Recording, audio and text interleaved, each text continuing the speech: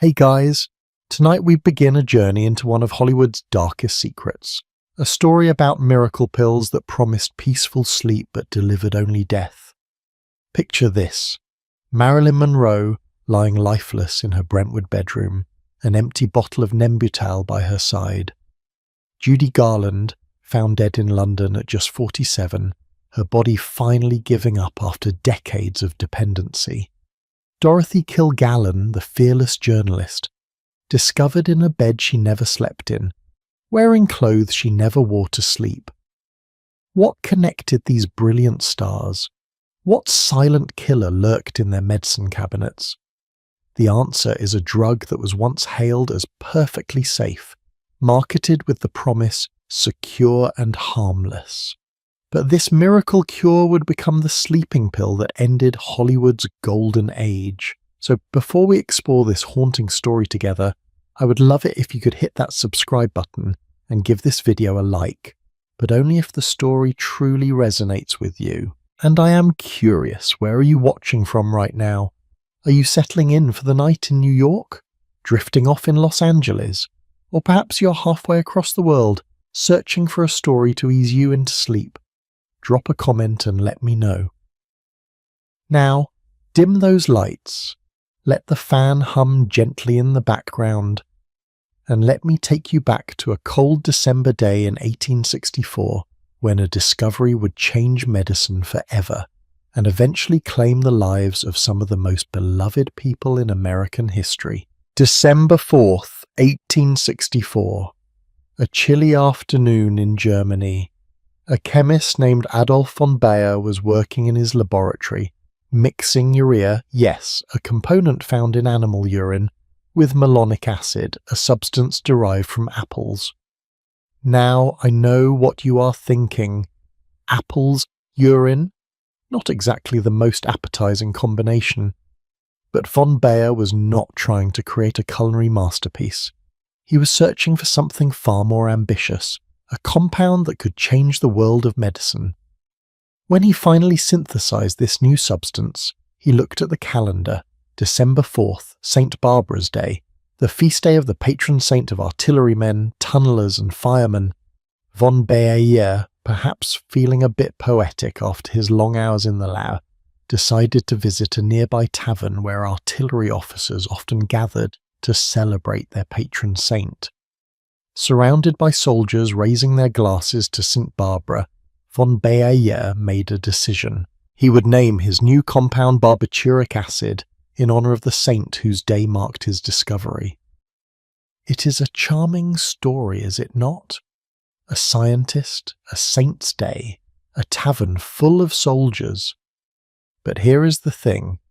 In that moment, von Baer had no idea that his barbituric acid would become anything significant. He tasted it as chemists did in those days, a practice that makes modern scientists shudder, and found nothing remarkable. No therapeutic effects, no special properties, just another chemical compound in a long line of experiments. For nearly 40 years, barbituric acid sat quietly in the annals of chemistry, seemingly useless. Von Baer moved on to other projects, other discoveries. He would eventually win the Nobel Prize in Chemistry in 1905 for his work on organic dyes and other compounds. But barbituric acid? It remained forgotten, gathering dust in the pages of scientific journals. Then came 1903. Von Baer's former assistant, a brilliant chemist named Emil Fischer, was working with his old friend Joseph von Mering. Fischer had also won a Nobel Prize 3 years before his mentor for his groundbreaking research on sugars and purines. These were not amateurs playing in a basement lab. These were titans of chemistry, men whose names would echo through history. Fischer and von Mering took von Baer's forgotten barbituric acid and made small modifications to its chemical structure. They created diethyl barbituric acid. And when they tested this new compound, something extraordinary happened. It made people sleep, not the restless, uncomfortable sleep brought on by alcohol or opium, Not the drugged stupor of the bromides and chloral hydrate that doctors had been using. This was something different. This was peaceful, deep, restorative sleep. Von Mering, who had recently visited the beautiful Italian city of Verona, decided to name their discovery Veronal, after that romantic city of Romeo and Juliet. It is almost poetic, is it not? A sleeping potion, named after the city where Shakespeare's star-crossed lovers met their tragic end. If only they had known how prophetic that connection would prove to be. The pharmaceutical company E. Merck in Darmstadt, Germany, immediately saw the potential. They began manufacturing Veronal in 1904, exactly 40 years after von Bayer's original discovery. And they marketed it brilliantly. The advertisements were everywhere. A practical treatment of insomnia, they proclaimed. But here is the kicker, the line that should make us all pause and reflect. Secure and harmless. Imagine that. Secure and harmless. They even went so far as to add that it tastes good and acts smoothly, being absorbed by the organism. They made it sound like a pleasant evening beverage, something you might sip before bed like warm milk or chamomile tea. They even produced it as scored, soluble, cocoa-flavoured tablets. Cocoa-flavoured, because apparently the road to addiction should taste like chocolate. One of the early users, a doctor named von Heusen, documented his experience in 1904. He wrote, and I am paraphrasing here, "After taking half a gram of Veronal, I fell into a state of growing dejection that led to deep sleep after about 30 minutes. I slept for 8 hours and awoke fresh and rested. After a full gram, I slept for 9 hours, though I found it difficult to get out of bed the next morning. Now that last part should have been a warning sign, should it not?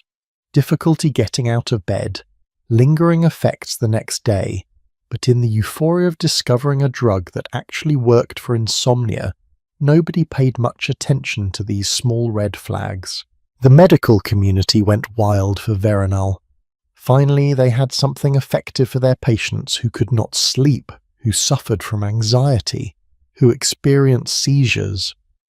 Before barbiturates, doctors were limited to alcohol, opium derivatives, bromides and chloral hydrate. These older remedies were unpredictable, often ineffective, and sometimes dangerous. Veronal seemed like a miracle in comparison, but Veronal was just the beginning. In 1911, just 8 years after Veronal's introduction, the same team introduced phenobarbital under the brand name Luminal. This one was even more versatile. Not only did it help people sleep, but it also showed remarkable properties in controlling epileptic seizures. For people suffering from epilepsy in the early 20th century, this was nothing short of miraculous. Seizures that had once been untreatable could now be managed. Lives were transformed. And so began what historians would later call the barbiturate era. Pharmaceutical companies around the world recognized the massive potential for profit. Chemists began tinkering with the basic barbituric acid molecule, making small modifications here and there. It was like a gold rush, but instead of mining for precious metals, they were synthesizing new variations of the same basic compound. By the time the dust settled, scientists had synthesized more than 2,500 different barbiturates. 2,500! Can you imagine? Of those, about 50 were eventually deemed safe and effective enough for clinical use. Each one had slightly different properties.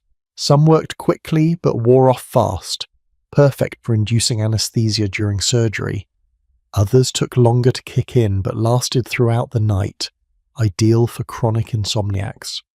There were ultra-short-acting barbiturates, short-acting ones, intermediate-acting ones, and long-acting ones. Doctors had an entire arsenal at their disposal. The names alone tell a story. Amytal, Nembutal, Seconal, Pentothal.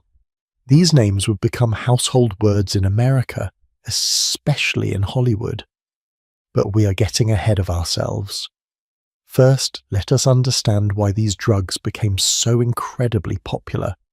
World War I changed everything. When the United States entered the conflict in 1917, Congress passed the Trading with the Enemy Act. This law allowed American companies to manufacture German products that were protected by patents, essentially seizing them as spoils of war.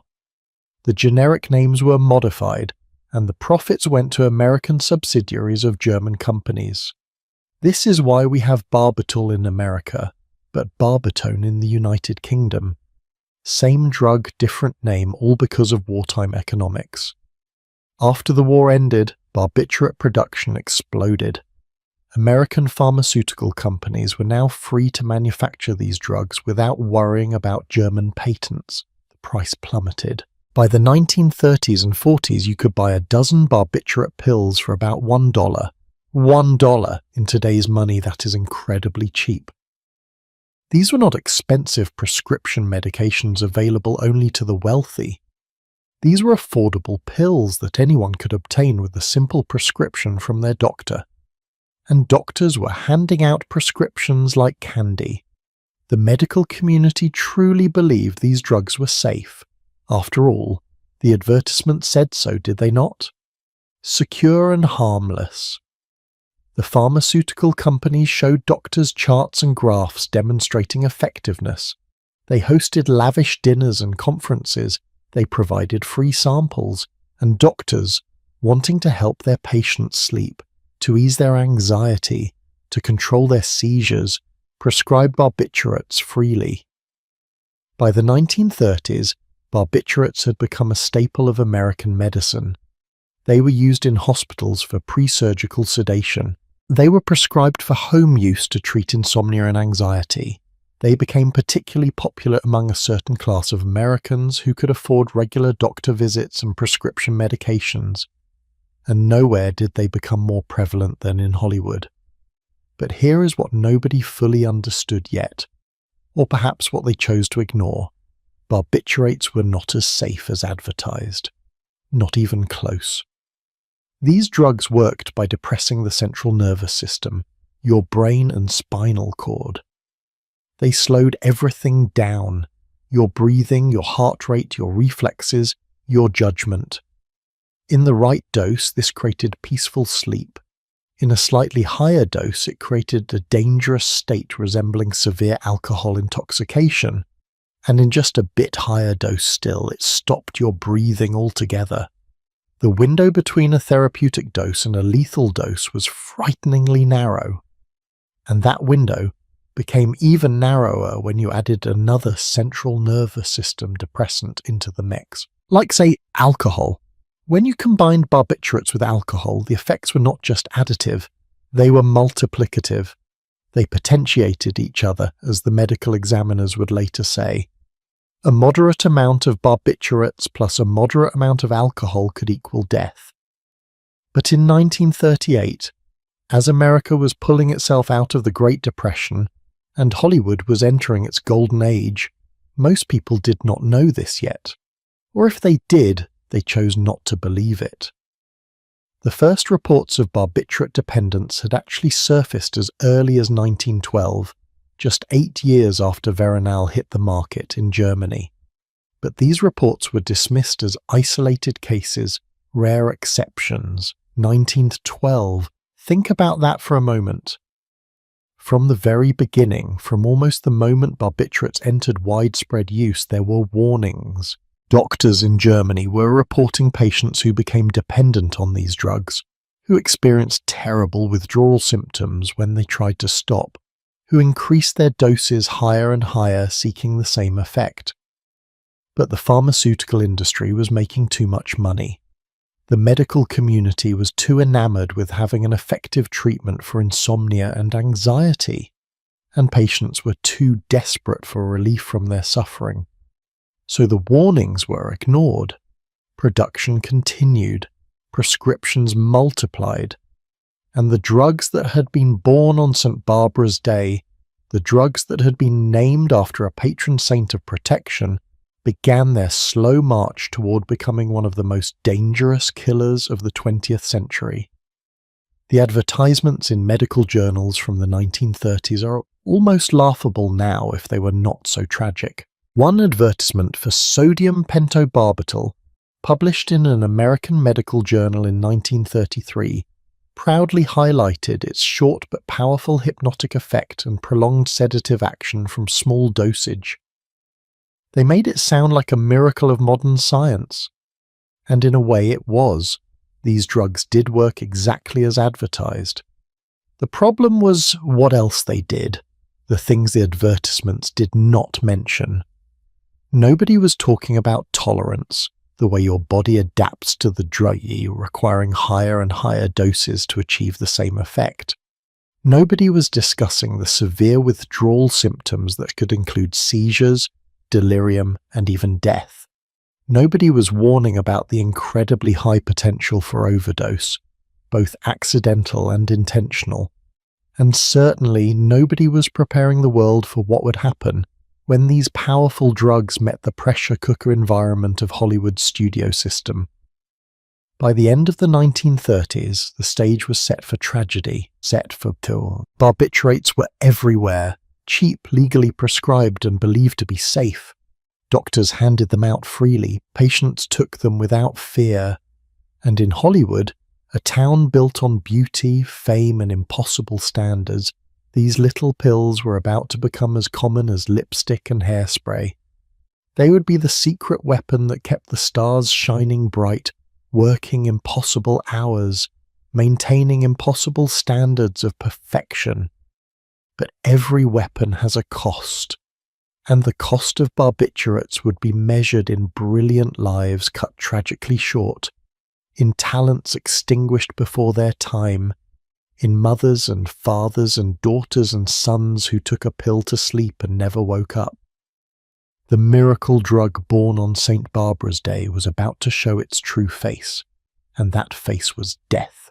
So that is how it began, with a discovery on a saint's day, with scientists who thought they had found the answer to humanity's sleepless nights, with pharmaceutical companies who saw dollar signs, and with a medical community that trusted too easily and questioned too little. But the real story, the human story, the heartbreaking story of how these pills destroyed some of the most talented people America has ever known, that story is just beginning. And next, we need to talk about the place where barbiturates found their most fertile ground, where they became not just medicine but a way of life, where they were handed out by studio doctors like breath mints. We need to talk about Hollywood's golden age and the brutal factory system that chewed up young dreamers and spit out addicted broken stars. Stay with me, because what happened next is when the dream became a nightmare. Now, imagine stepping through the gates of Metro-Goldwyn-Mayer Studios in 1938. The sun is beating down on the lot, and everywhere you look, there is activity. Cameramen hauling equipment, directors shouting instructions, and there, walking across the lot in full costume and makeup, is a young woman who has been awake for 16 hours straight. She has 4 more hours of filming ahead of her. Her eyes are glassy, her hands trembling slightly, but she is smiling that perfect Hollywood smile. Because she has to. Because if she does not, there are 100 other girls waiting to take her place. This was Hollywood's golden age, and it was built on a lie. The lie was that the system worked, that churning out films at breakneck speed was sustainable, that human beings could function like machines if you just gave them the right fuel. And the fuel? Well, that came in little pills handed out by studio doctors who knew exactly what they were doing. Let me paint you a picture of how this system actually worked, because it was brilliantly efficient and horrifyingly cruel in equal measure. The major studios, Metro-Goldwyn-Mayer, Warner Brothers, 20th Century Fox, Paramount, RKO, they did not just make movies, they owned people. When you signed a contract with one of these studios, and I mean really signed, not the way actors have contracts today, you essentially sold your life to them. They controlled what movies you made, what you wore, who you dated, what you said in public, even what you ate. The studio system was based on a simple economic principle: maximize output, minimize downtime. A star like Clark Gable or Bette Davis could generate millions of dollars in box office revenue. But only if they were working, only if they were on set in front of cameras, making movies. Time was money, and the studios were not about to let something as trivial as human limitations get in the way of profit. So what did a typical shooting schedule look like? Let me tell you about a fairly standard day for a contract player in 1939. You would arrive at the studio at 5 in the morning. 5, the sun is not even up yet. You would go straight to makeup, where artists would spend 2 hours transforming you into whatever character you were playing that day. By 7 you would be in wardrobe. By 7:30 you were expected on set, lines memorized, ready to perform, and then you would work. 12 hours, 14 hours, sometimes 16 or 18 hours, especially if the production was behind schedule, which it usually was because the studios had unrealistic timelines for everything. Do you know why those old Hollywood movies have such perfect lighting, such carefully composed shots? It is because they had time to set up each scene. And where did that time come from? From the actors, waiting under hot lights, doing take after take after take, 6 days a week, sometimes 7. Now here is where it gets interesting. The human body is not designed for this. Your brain needs sleep. Your muscles need rest. Your eyes get tired under those blazing studio lights. You get hungry, you get irritable, you lose focus. And when you're making a movie that costs hundreds of thousands of dollars per day to produce, the studio cannot afford for you to be unfocused. So they found a solution, a pharmaceutical solution. Every major studio had what they called studio doctors. These were licensed physicians, real medical professionals, who were on the studio payroll. Their job, officially, was to keep the stars healthy, but their real job was to keep the stars working, no matter what it took. Let me introduce you to a place that became legendary in Hollywood, Schwab's Pharmacy on Sunset Boulevard. Now, if you have heard of Schwab's, you probably know the myth that Lana Turner was discovered there sitting at the soda fountain. That is probably not true. But what is true is far more interesting and far darker. Schwab's was where Hollywood shopped. Orson Welles bought his toiletries there. Ava Gardner worked the soda fountain before she became famous. F. Scott Fitzgerald reportedly had a heart attack there while buying cigarettes, though he actually died at his apartment nearby. But more importantly, Schwab's had a pharmacy counter. And at that pharmacy counter, if you were a celebrity or a studio employee, or really anyone with a prescription, you could fill it quickly, discreetly, no questions asked. And what were people getting filled at Schwab's in the 1940s and 50s? Barbiturates for sleep, amphetamines for energy, sometimes both in the same visit, from the same doctor's prescription pad. Here is how the cycle worked, and pay attention because this pattern would destroy dozens of careers and end dozens of lives. You're an actress, you've been working 14-hour days, you get home at 9 or 10 at night, absolutely exhausted but also completely wired from the stress and the studio lights and the pressure. Your mind is racing, you cannot sleep, so you call the studio doctor, or you visit him at the studio medical office and you explain the problem. The doctor nods sympathetically. He has heard this before. He has heard it from dozens of other actors and actresses. He pulls out his prescription pad and writes you a script for Seconal, or Nembutal or Amital, barbiturates, sleeping pills. He tells you to take 2 before bed. They will help you sleep, and they work beautifully. For the first time in weeks, you sleep deeply, dreamlessly for 8 solid hours. But then morning comes, 5 in the morning, time to wake up for another day of filming, and you feel like you have been hit by a truck. The barbiturates are still in your system, making you groggy, slow, unable to focus. You stumble to the studio, but you are in no condition to work. You are slurring your words. Your reactions are delayed. The director is getting frustrated. So you visit the studio doctor again. Different problem, same solution. He writes you another prescription, this time for benzodrine or dexedrine or methamphetamine. Yes, methamphetamine. The same drug that would later become a scourge of illegal drug use was being legally prescribed by doctors in Hollywood to help actors wake up and stay alert. These were called uppers or pep pills, or in the casual slang of the time, speed. You take the amphetamines and suddenly you are awake. More than awake, you're energized, focused, capable of working those 14 and 16-hour days without complaint. The director is happy, the producers are happy. You are making your call times, hitting your marks, delivering your lines perfectly, but then night comes again. And now you're even more wired than before, because you have amphetamines coursing through your system. So you take more barbiturates to sleep, and the next morning you need more amphetamines to wake up, and the cycle continues, day after day, week after week, month after month. Do you see what was happening here?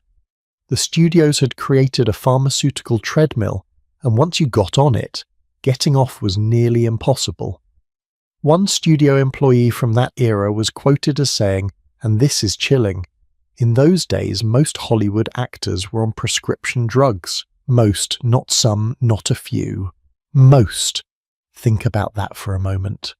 Think about all those glamorous stars you've seen in classic Hollywood films. All those perfectly coiffed, impeccably dressed, impossibly beautiful people smiling at the camera. Most of them were functioning addicts, dependent on a cocktail of uppers and downers just to maintain the grueling schedule the studios demanded. And the truly insane part? This was not a secret. This was not happening in dark alleys or hidden rooms. This was official studio policy. The studio doctors who prescribed these medications were doing exactly what the studios hired them to do. One doctor who worked for both 20th Century Fox and Metro-Goldwyn-Mayer later recalled, and I am paraphrasing here, pills were seen as another tool to keep the stars working. The doctors were caught in the middle. If one doctor would not prescribe, there was always another who would. Caught in the middle. What a phrase! As if these doctors were innocent bystanders, forced to choose between their medical ethics and their employment. But let us be honest here. These men had medical degrees. They took an oath to do no harm. They knew, or should have known, what these drugs were doing to their patients, but they prescribed them anyway, because the studios paid well, and because saying no might mean losing a lucrative position. Let me tell you about the economics of this, because that is what it always comes down to, does it not? Money. A major Hollywood production in the 1940s could cost anywhere from $500,000 to $2 million. That is in 1940s money. Adjusted for inflation, we are talking about $8 to $30 million in today's terms. Every day a production went over schedule cost the studio tens of thousands of dollars. Every time a star was too tired or too sick to work, the entire production shut down and money hemorrhaged. So from the studio's perspective, what was a few pills? If giving an actress some benzodrine to wake up and some Nembutal to sleep meant she could work 6 days a week for months on end, well, that was just good business. The fact that these pills were addictive, that they were dangerous, that they could kill, those were problems for later. Those were problems for the stars to deal with on their own time, after the movie was finished and the money was made. And the price? The price was absurdly cheap. By the 1950s, you could walk into Schwab's or any pharmacy in Los Angeles and buy a dozen barbiturates for about $1. $1. These were not expensive black market drugs. These were legal prescription medications that cost less than a hamburger. The accessibility was part of the problem. If barbiturates had been expensive, maybe fewer people would have used them. But when they cost pocket change, when any doctor would prescribe them, when the studio made it clear that taking them was just part of the job, resistance was futile. There was a culture around these pills too. They were not stigmatized the way illegal drugs were. Taking barbiturates was not seen as drug abuse. It was seen as self-care, as a necessary part of maintaining your health under stressful conditions. At Hollywood parties in the 40s and 50s, pills were everywhere. They were offered as casually as hors d'oeuvres. Would you like a drink? How about a seconal? People played poker and used pills as chips. Directors kept bottles of amphetamines in their offices and offered them to actors who seemed to be dragging. One of the most shocking examples of this culture involved the legendary producer David O. Selznick, the man behind Gone with the Wind. Multiple people who worked with Selznick reported seeing him crush up Benzedrine tablets and lick the powder directly from the palm of his hand throughout the day. This was not done in secret. This was done on set, in front of cast and crew, as casually as you or I might sip a cup of coffee. And nobody batted an eye, because this was just how things were done in Hollywood. The director Carol Reed, who made The Third Man, one of the greatest films ever made, reportedly gave amphetamines to much of his crew to keep up with the demanding production schedule. Again, this was not considered scandalous. This was considered professional. You did what you had to do to get the film made on time and under budget. And here is perhaps the most disturbing part. The studios knew exactly what they were doing. This was not accidental. This was not a bunch of well-meaning people who made mistakes out of ignorance. The studio executives, the producers, the directors, they understood that they were creating dependence. They understood that once an actor or actress started on this cycle of pills, stopping was extraordinarily difficult. But they did not care, or rather, they cared more about the bottom line than they cared about human lives. As long as the movies kept getting made, as long as the box office receipts kept rolling in, as long as the stars showed up on set every morning ready to work, the system would continue. There is a quote from that era that has always stuck with me. A studio executive was asked about the grueling schedules and the toll they took on performers.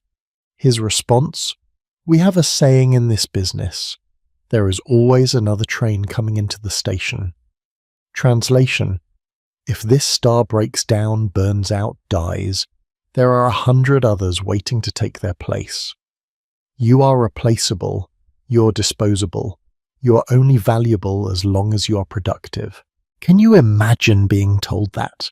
Can you imagine being 17 or 18 or 20 years old, being told that your dream, the thing you have worked your entire life for, depends on your ability to maintain an impossible pace? And if you cannot maintain it, if you crack under the pressure, well, there is always another train coming into the station. So people did what they had to do. They took the pills, they showed up, they smiled for the cameras, and they slowly, quietly, privately fell apart. By the late 1950s, the situation had become untenable. Emergency rooms in Los Angeles were seeing a steady stream of barbiturate overdoses. Some were accidental, people who forgot how many pills they had taken and took more. Some were intentional, people who could not bear the pressure anymore and chose a permanent escape. But the hospitals could not say anything publicly because the studios were powerful, and crossing them meant losing advertising revenue and access to stars for publicity. The pharmacies knew too. The pharmacists filling these prescriptions saw the same faces coming back week after week, month after month, getting refills on barbiturates and amphetamines. They saw the deterioration. They saw the trembling hands and the glazed eyes and the slurred speech. But they filled the prescriptions anyway, because a prescription from a licensed doctor was legal, and turning away business was not good practice. Everyone knew. The studios knew, the doctors knew, the pharmacists knew, the other actors and actresses knew. Even some of the journalists knew, though they could not write about it because the studios controlled access to stars and could blacklist any reporter who wrote unfavourable stories. It was an open secret, a collective delusion, a shared lie that everyone agreed to maintain because acknowledging the truth would mean acknowledging that Hollywood's golden age was built on the broken bodies and addicted minds of the people who made it golden. And all of this systematic abuse, all of this pharmaceutical dependence, all of this human suffering was legal. It was done by licensed doctors using legal prescription medications in service of a legal industry. Nobody was breaking the law. Nobody was selling drugs on street corners. This was all above board, all out in the open, all perfectly acceptable within the moral framework of 1940s and 50s Hollywood. That, perhaps, is the most chilling part of this story. It did not take criminals to create this crisis. It did not take drug cartels or shady dealers. It took respected institutions, licensed professionals, and the ruthless logic of profit maximization. It took a system that valued productivity over humanity, that treated people as resources to be exploited rather than individuals to be protected. And the people caught in this system, the young men and women who came to Hollywood with dreams of stardom, they had no idea what they were walking into. They thought they were signing up to make movies. They had no idea they were signing up for addiction, dependence, and for some of them, an early grave. But if you want to understand how truly destructive this system was, you cannot just look at statistics or quotes from studio executives. You have to look at individual lives. You have to see what this did to real people, to young girls who arrived in Hollywood with talent and hope and left in caskets before their 40th birthday. And there is no better example, no more heartbreaking case study than a 17-year-old girl who was given her first amphetamines while filming a movie about a girl who just wanted to go home. Her name was Judy Garland, and her story is next. Frances Ethel Gum, that was her real name, before Hollywood got hold of her and turned her into something else entirely. Born in Grand Rapids, Minnesota in 1922, she was performing almost from the moment she could walk. Her parents ran a movie theatre, and little Frances would sing for the audiences between film showings. By the time she was 2.5 years old, she was already on stage. By 13, she was signing a contract with Metro-Goldwyn-Mayer that would change her life forever. And I do mean forever. Because what happened to Judy Garland, and that is the name the studio gave her, stripping away Frances Ethel Gum like it was an old coat that did not fit the image they wanted, what happened to her is perhaps the clearest, most devastating example of how Hollywood's pharmaceutical culture destroyed lives from the very beginning. Let me take you back to 1938.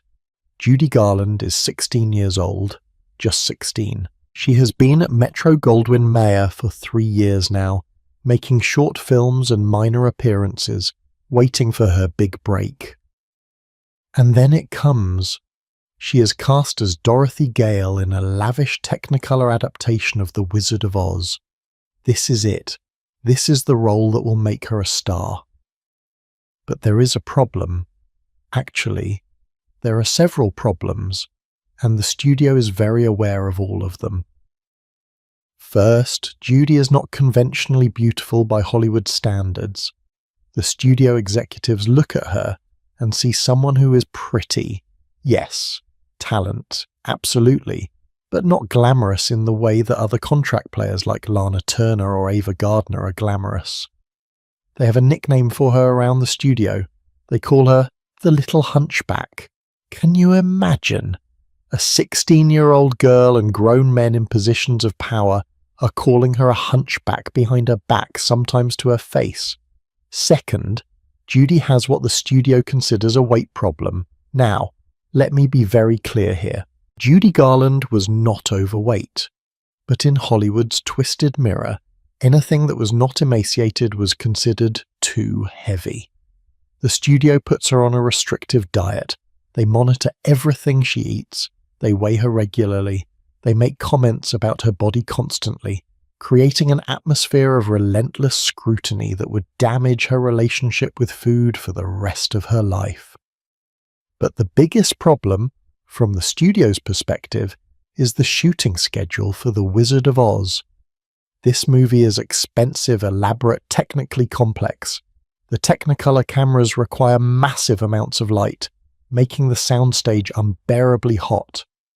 The makeup takes hours to apply every morning. The costumes are heavy and uncomfortable, and the studio has an aggressive timeline.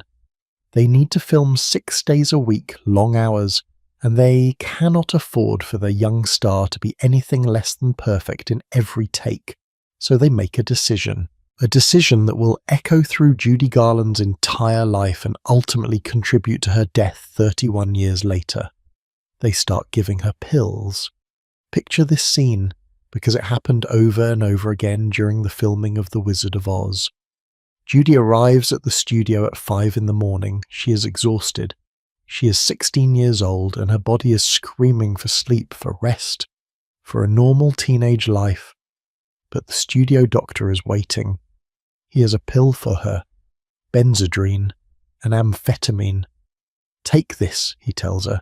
It will give you energy. It will help you get through the day. Judy takes the pill. Within 30 minutes she feels different. The exhaustion melts away. Suddenly she is alert, focused, energized. She can work 12, 14, 16 hours without feeling tired. She can do take after take after take, dancing down that yellow brick road, singing Somewhere Over the Rainbow, until the director is satisfied. The studio loves it. This is perfect. This is exactly what they need. A tireless, energetic performer who never complains, never slows down, never asks for a break. But then night comes. The filming day is finally over. Judy goes home and she is still wired from the Benzedrine. Her heart is racing. Her mind is spinning. She cannot possibly sleep. So she calls the studio doctor, and he has another pill for her, Seconal, a barbiturate. Take this, he tells her. It will help you sleep, and it does. Judy takes the Seconal, and within an hour she is unconscious. Deep, dreamless sleep. The kind of sleep that feels less like rest and more like being erased for a few hours. 5 in the morning comes again. The alarm goes off. Judy has to be at the studio, but she can barely open her eyes. The Seconal is still in her system, making her groggy, disoriented, unable to function.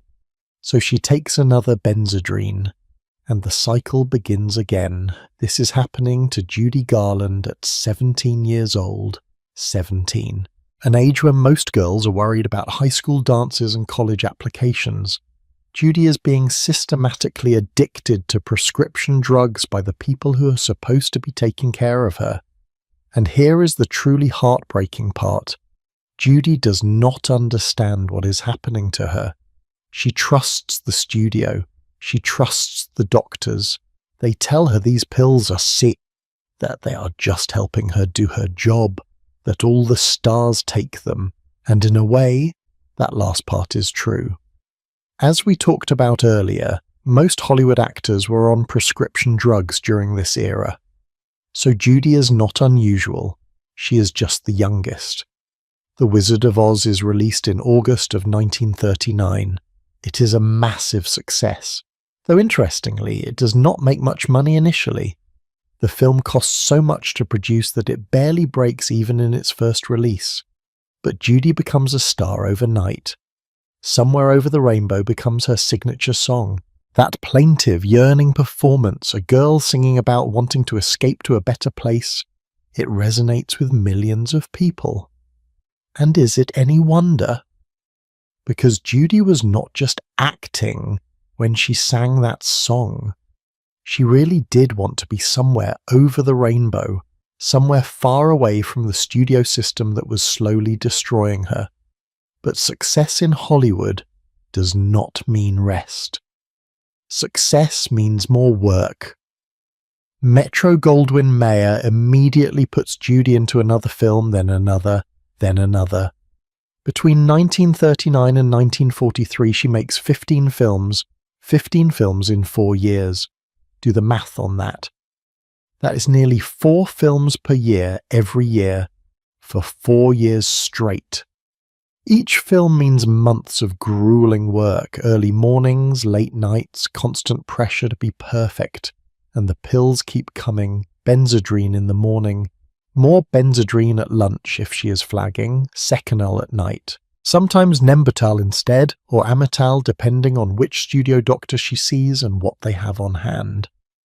By the time Judy is 20 years old, she has been taking amphetamines and barbiturates daily for 3 years. 3 years. Her body is no longer functioning normally.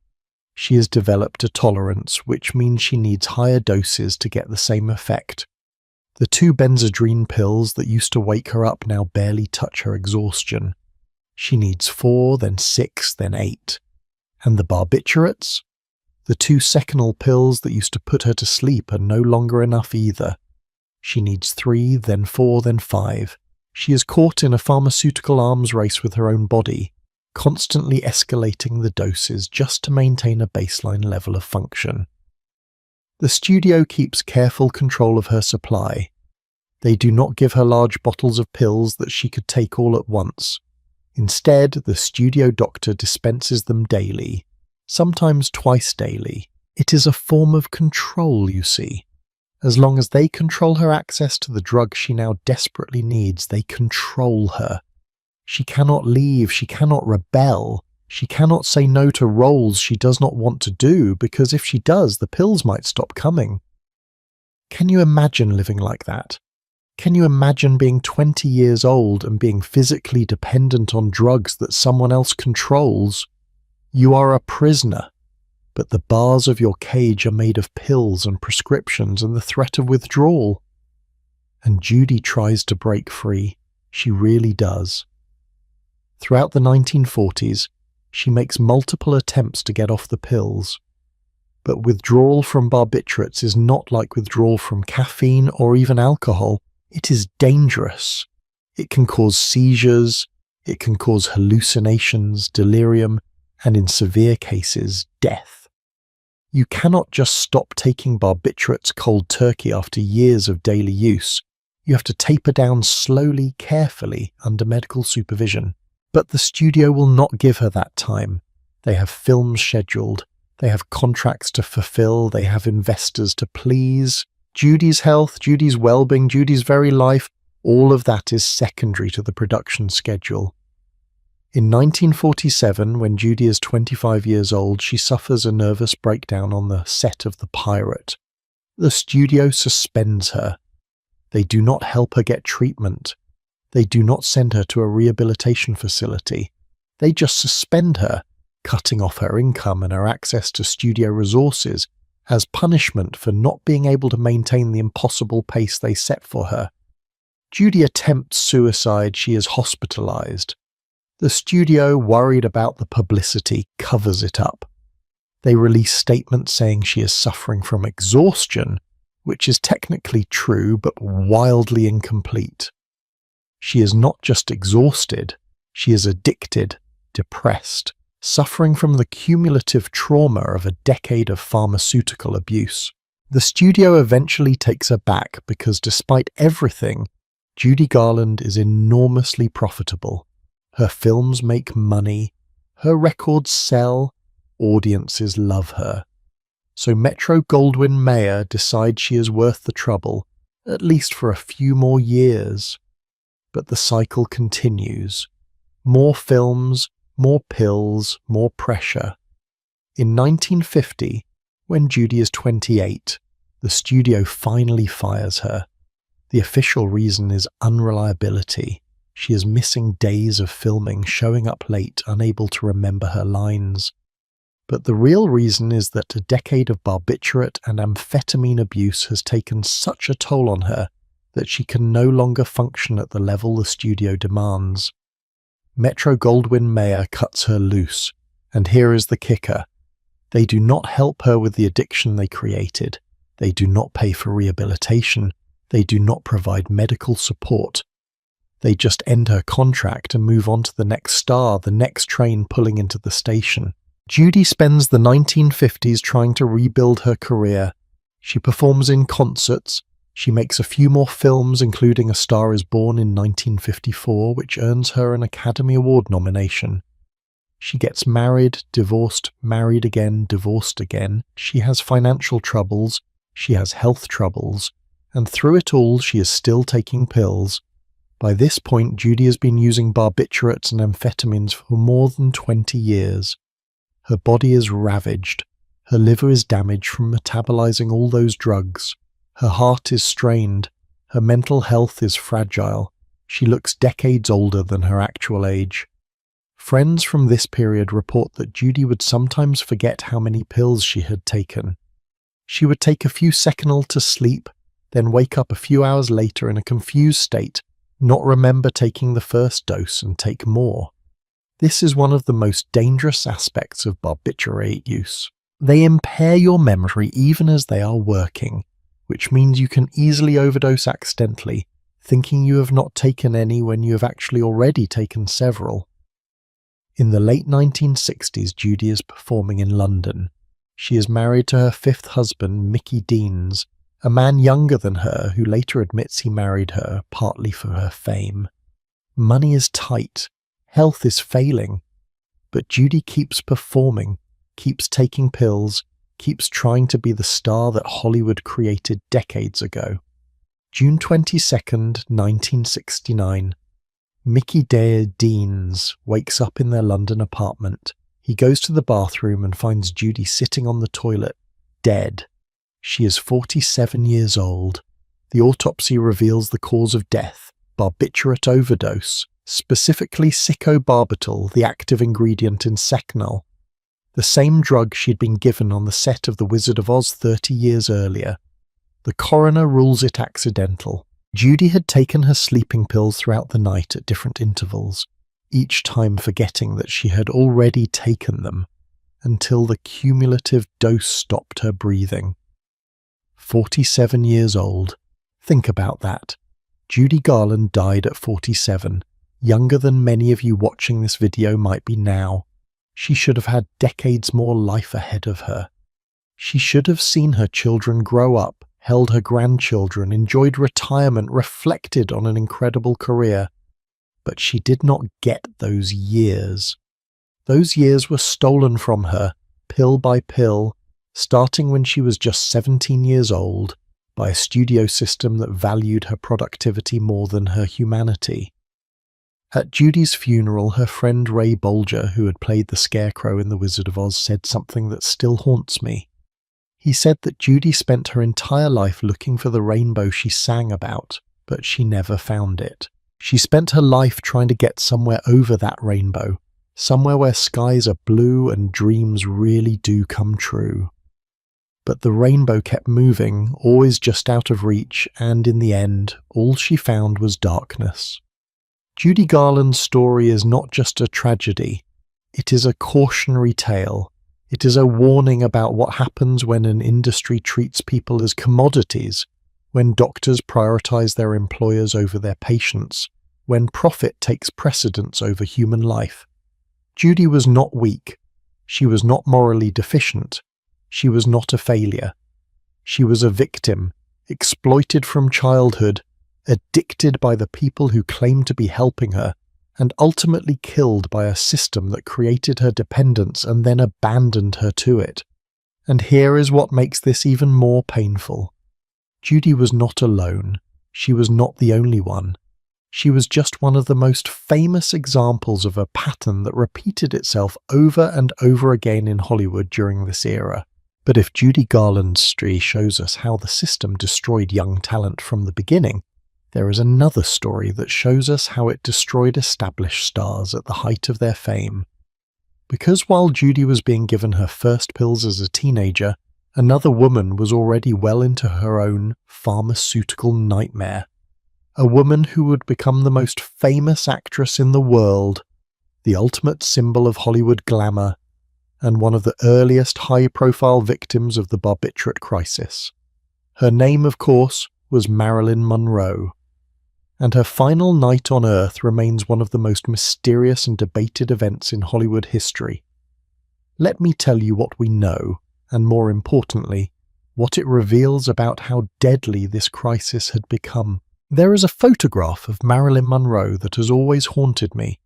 It was taken in 1962, just months before her death. She is sitting alone in her Brentwood home, and the photographer caught her in an unguarded moment. No famous smile, no sultry pose, just a woman, 36 years old, looking absolutely exhausted. If you look closely at that photograph, really look at it, you can see the toll that fame and pills and pressure have taken. The eyes that once sparkled with mischief now look hollow. The famous curves are still there, but she looks fragile, breakable, like she might shatter if you touched her. That photograph was taken about 6 months before the night of August 4th, 1962. The night that would end with Marilyn Monroe dead in her bedroom, surrounded by enough pill bottles to stock a small pharmacy. But let us start earlier, because Marilyn's story with pills did not begin in 1962. It began years before in the grinding machinery of Hollywood's studio system, the same system that destroyed Judy Garland. Except Marilyn's path to addiction was different, and in some ways even more heartbreaking. Norma Jean Mortensen, that was her real name, had the kind of childhood that would give any therapist nightmares. Foster homes, orphanages, poverty, abuse. By the time she was 16, she was married to escape her circumstances. By 20, she was divorced and trying to make it as a model and actress in Los Angeles. And when she was 21, she signed with 20th Century Fox and became Marilyn Monroe. The transformation from Norma Jean to Marilyn was not just about changing her name and dyeing her hair platinum blonde. It was about creating a persona, a character that Norma Jean would have to play every single day for the rest of her life. And that performance, that constant need to be Marilyn Monroe rather than just being herself, it was exhausting in ways that are hard to articulate. Unlike Judy Garland, Marilyn was not given pills as a teenager by studio doctors. Her addiction developed differently, more gradually, but ultimately just as deadly. It started with sleeping pills, prescribed by legitimate doctors for legitimate insomnia. And Marilyn did have insomnia, crippling insomnia. Part of it was anxiety about her career, about living up to the Marilyn Monroe image. Part of it was the aftermath of childhood trauma. And part of it was simply the stress of being one of the most famous women in the world. When you cannot sleep night after night, when you lie awake at 3 in the morning with your thoughts racing and your heart pounding, you will try almost anything for relief. So when a doctor offered Marilyn a prescription for Nembutal, a powerful barbiturate, she took it, and it worked. For the first time in months, maybe years, she slept. But as we have learned, barbiturates are treacherous. They work wonderfully at first. Then you build tolerance. Then you need more. Then you cannot sleep without them. And then you're trapped. By the late 1950s, Marilyn was using barbiturates regularly. But here is where her story takes a darker turn. Marilyn did not just have one doctor, she had several. And she was brilliant at manipulating them. Now, I do not say that to blame Marilyn. Addiction makes people do things they would never normally do. It hijacks your brain, changes your priorities, makes obtaining the drug the most important thing in your life. But it is important to understand the mechanics of how Marilyn sustained her habit, because it reveals something crucial about how the medical system failed her. Marilyn would go to Dr. A and complain of insomnia. Dr. A would prescribe Nembutal. A few days later, she would go to Dr. B with the same complaint. Dr. B, not knowing about Dr. A, would prescribe Seconal. Then Dr. C would prescribe Amital, then Dr. D would prescribe phenobarbital, and so on. This is called doctor shopping, and it is a classic behavior of prescription drug addiction. By seeing multiple doctors and multiple pharmacies, Marilyn could accumulate far more pills than any single doctor would have prescribed. She could have a stash, a supply, insurance against the terror of running out. But the truly shocking part is that many of these doctors knew exactly who Marilyn Monroe was. They knew she was famous. They knew she was troubled. And they prescribed anyway, either because they were starstruck or because they assumed someone else was monitoring her overall medication use, or because they simply did not care enough to say no to a beautiful, desperate woman. Let me paint you a picture of Marilyn's bedside table in 1962, based on the police report from the night she died. Are you ready? Because this list is staggering.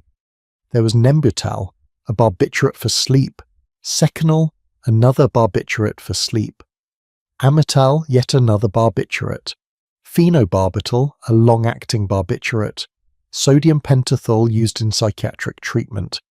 Then there were the opiates: morphine, codeine, Percodan. There was Librium, a sedative similar to Valium. There were amphetamines: methamphetamine, Dexedrine, Benzedrine. And there was Dexamyl, which was a combination of barbiturates and amphetamines marketed for depression. Oh, and alcohol, lots of alcohol. Champagne was her favourite, but she also drank sherry, vermouth, and vodka regularly. Do you understand what I'm describing here? This is not a medicine cabinet. This is a pharmacological disaster waiting to happen. Every single one of these substances is a central nervous system depressant. Every single one slows down your breathing, your heart rate, your reflexes, and when you combine them, they do not just add together. They multiply each other's effects. There is a medical term for this: potentiation. It means that one drug increases the effects of another drug beyond what you would expect from simple addition. So if barbiturate A makes you 50% as sedated as you need to be to stop breathing, and alcohol makes you 50% as sedated, taking them together does not make you 100% sedated. It makes you 150% sedated, or 200%. The math becomes unpredictable and deadly. And Marilyn was mixing all of these, sometimes in the same day, sometimes in the same hour. Not because she was trying to kill herself, at least not most of the time, but because she was trying to feel normal, trying to sleep, trying to wake up, trying to cope with anxiety, trying to numb emotional pain. Each problem seemed to call for a different pill, and nobody was overseeing the big picture. In 1962, Marilyn's life was falling apart in multiple ways simultaneously. Her career was struggling. Her last two films, Let's Make Love and The Misfits, had been commercial failures. The Misfits was particularly painful because it was written by her husband at the time, playwright Arthur Miller, and the failure of the film coincided with the failure of their marriage. They divorced shortly after filming Wrapped. Marilyn was also dealing with serious physical health issues. She had endometriosis, a painful condition affecting the uterus. She had gallbladder disease. She was in chronic pain, which is partly why her doctors had prescribed opiates. But the opiates brought their own problems, including constipation, drowsiness, and yes, addiction. And then there were the mental health issues: depression, anxiety, most likely bipolar disorder, though that diagnosis was not well understood in 1962. Marilyn saw psychiatrists regularly. She was in psychotherapy. But therapy in the early 60s was very different from therapy today. Freudian analysis was dominant, which meant lying on a couch talking about your childhood while the therapist took notes. It was not particularly effective for acute mental health crises or addiction. On June 8, 1962, 20th Century Fox fired Marilyn from the film Something's Gotta Give. The official reason was unjustifiable absences. Marilyn had missed numerous days of filming, claiming she was too sick to work. And she was sick. She was dealing with sinusitis, with her chronic physical ailments, with the fog of all those medications. But the studio did not care about the reasons. They cared about the production schedule and the budget. The firing was humiliating and very public. It made headlines around the world. Here was Marilyn Monroe, the biggest star in Hollywood just a few years earlier, being dismissed like an incompetent employee. The studio even released statements criticizing her, saying she was well enough to sing Happy Birthday, Mr. President at John F. Kennedy's birthday celebration in May, but too sick to show up for filming. The implication was clear. Marilyn was unreliable, difficult, washed up. This is a pattern we see over and over again with stars who develop pill dependencies. First, the studio creates the conditions that lead to addiction by demanding impossible schedules and providing pills to maintain that pace. Then, when the addiction inevitably affects the star's ability to work, the studio blames the star for being unprofessional. It is a perfect system for avoiding responsibility while maximizing profit. After being fired, Marilyn retreated to her home in Brentwood, a Spanish-style house that she had recently purchased. It was the first home she had ever owned, and she loved it. She was trying to make it a sanctuary, a place where she could just be Norma Jean instead of Marilyn Monroe. But sanctuary is hard to find when you're carrying your demons inside your own body, coded into your brain chemistry, bottled in prescription vials. The last few months of Marilyn's life are documented in painful detail through phone records, through accounts from friends, through the timeline reconstructed by investigators. She was making calls late at night, early in the morning, reaching out to people for connection, for reassurance, for help. She was seeing her psychiatrist, Dr. Ralph Greenson, multiple times per week. She was trying in her way to hold things together. August 4th, 1962, a Saturday. Let me walk you through Marilyn's last day based on what we know from multiple sources. Marilyn spends the day at home. She makes phone calls. She speaks with her psychiatrist, Dr. Greenson, who visits her in the afternoon. Her housekeeper, Eunice Murray, is there. Murray has been staying overnight regularly because there are concerns about Marilyn's state of mind, concerns about what she might do if left alone. Evening comes. Dr. Greenson leaves around 7 in the evening, satisfied that Marilyn seems calm. Murray is puttering around the house as housekeepers do. Marilyn retires to her bedroom around 8. She makes a few more phone calls from her bedroom phone. Sometime in the late evening or early morning hours, the exact time is disputed, Marilyn takes her sleeping pills. We know she takes Nembutal because the vial was found empty beside her bed. But did she take the whole vial? Did she take just a few pills and forget she'd taken them, then take more? Did she take them all at once? These questions have never been definitively answered. What we do know is this. Around 3 in the morning, Eunice Murray notices that the light is still on under Marilyn's bedroom door. She tries the door. It is locked. She knocks. No response. She calls through the door. Nothing. Murray panics and calls Dr. Greenson. He arrives quickly and breaks a window to get into the bedroom. And there, on the bed, is Marilyn Monroe lying face down, the telephone receiver still in her hand. She is dead. The police are called. They arrive at 4:25 in the morning. They find Marilyn's body. They find the empty Nembutal vial. They find the constellation of other pill bottles on her bedside table. They begin their investigation. The autopsy is performed later that day. The medical examiner finds significant levels of barbiturates in Marilyn's system. Specifically, they find 8 mg% of chloral hydrate and 4.5 mg% of Nembutal in her blood. In her liver, they find 13 mg% of pentobarbital. These are high levels, very high levels.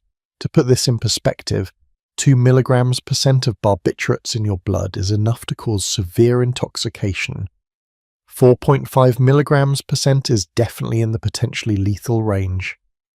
The amount found in Marilyn's liver suggests she had been taking these drugs regularly and in large quantities for some time.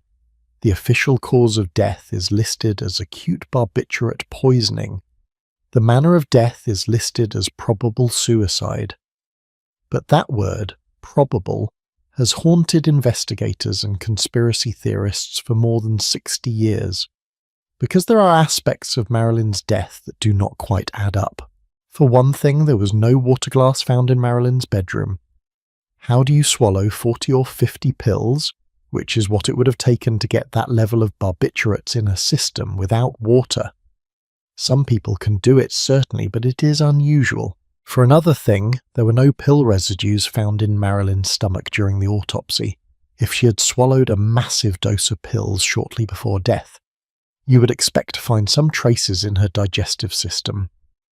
The fact that the barbiturates were in her bloodstream and liver but not her stomach suggests either that she took them over a period of hours, which would be consistent with accidental overdose, or that something else happened that we do not understand. And then there is the question of the timeline.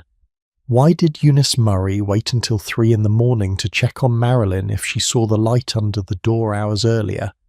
Why is there confusion about exactly when Dr. Greenson arrived?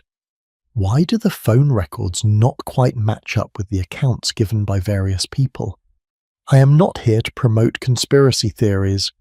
I do not think Marilyn was murdered by the Kennedys or the Mafia or anyone else, but I do think the circumstances of her death reveal how chaotic and poorly managed her final months were.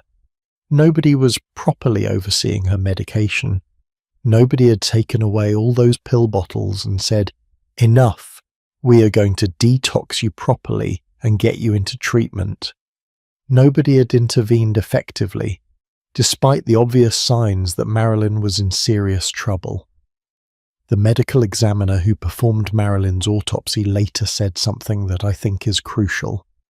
He said that even though Marilyn had only moderate amounts of alcohol and moderate amounts of barbiturates in her system individually, the combination of the two had created a depression of her central nervous system, which in turn caused her heart to stop. Moderate amounts of each. That is the key phrase. This was not a massive, overwhelming overdose that would have killed anyone. This was the kind of dose that Marilyn probably thought was safe, because she had taken similar amounts before and survived. But this time maybe the alcohol level was a bit higher. Maybe the barbiturate level was a bit higher. Maybe her liver was more damaged than previous times and could not metabolize the drugs as efficiently. Maybe her heart was under more stress. Maybe it was just bad luck, the wrong combination on the wrong night. That is what makes barbiturates so insidious. You can take the same dose 10 times and be fine. But on the 11th time, that same dose kills you because your body's tolerance has changed, or because you mixed it with something else, or because you forgot you had already taken a dose and took more. Marilyn Monroe died at 36 years old. 36! She was younger than I am now, younger than many of you watching this. She had her whole life ahead of her. She was talented, beautiful, beloved by millions. Her films had earned over $200 million during her relatively brief career. She was a cultural icon, a symbol of an entire era, and she died alone in her bedroom, surrounded by pill bottles prescribed by doctors who should have known better, in a system that created her dependence and then abandoned her to it. The parallels between Marilyn and Judy are striking, are they not? Both were incredibly talented. Both were exploited by the studio system from a young age. Both developed dependencies on barbiturates and amphetamines. Both died of overdoses before the age of 50. Both were failed by the people who were supposed to protect them.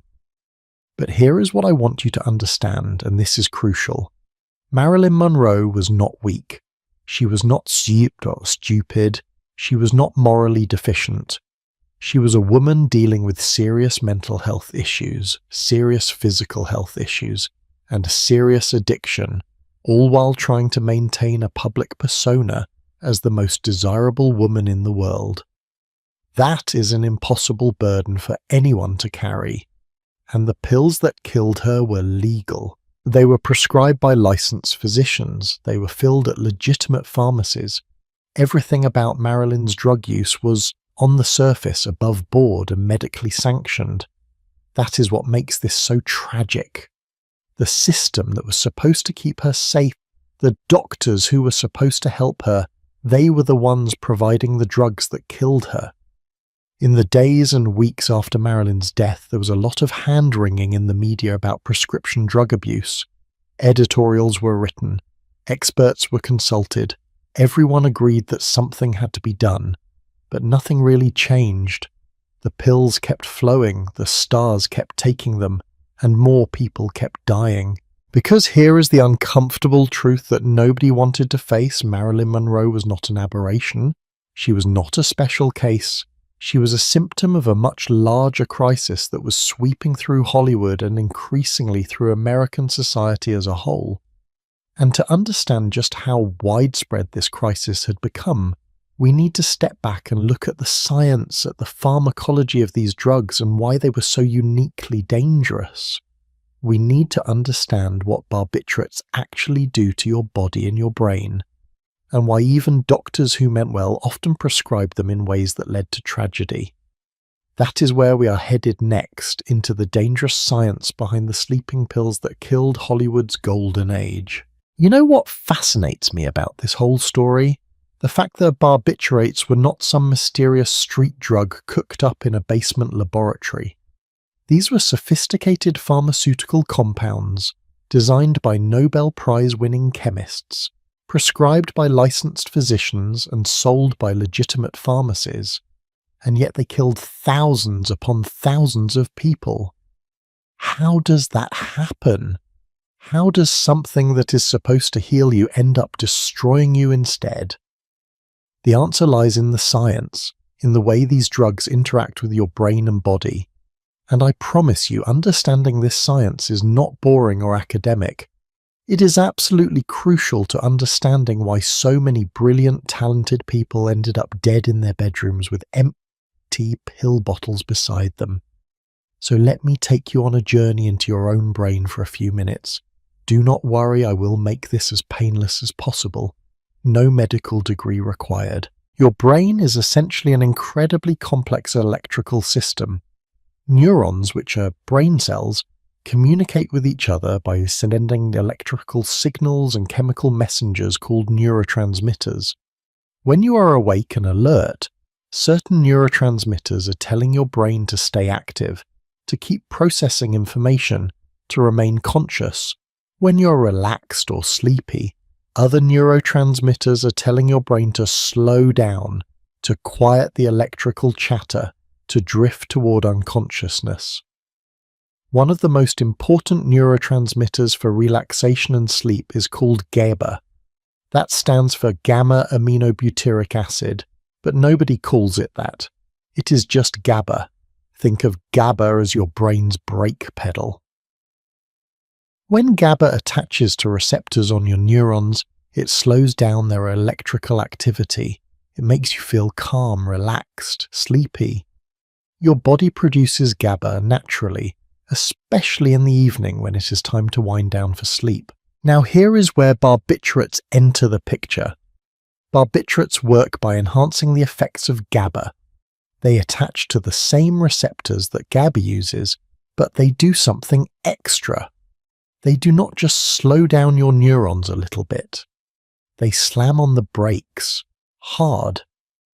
When you take a barbiturate like Nembutal or Seconal, it floods into your brain and makes every GABA receptor hyperactive. Suddenly all those neurons that were firing away, keeping you awake and anxious and thinking too much, they all slow down dramatically. The electrical chatter in your brain quiets. Your thoughts become fuzzy, your muscles relax, and if the dose is right, you drift into sleep. Sounds wonderful, right? And it is at first. That is why these drugs were so popular. They really worked. If you had crippling insomnia, if you had anxiety that kept you up at night, barbiturates provided genuine relief. The problem is what else they do, and what happens when you keep taking them. Let me explain the 4 different types of barbiturates, because understanding the differences is key to understanding how people ended up accidentally killing themselves. First, you have ultra-short-acting barbiturates. These include drugs like pentothal, which you might have heard of as truth serum, though that is mostly Hollywood myth. Ultra-short-acting barbiturates work within seconds when given intravenously.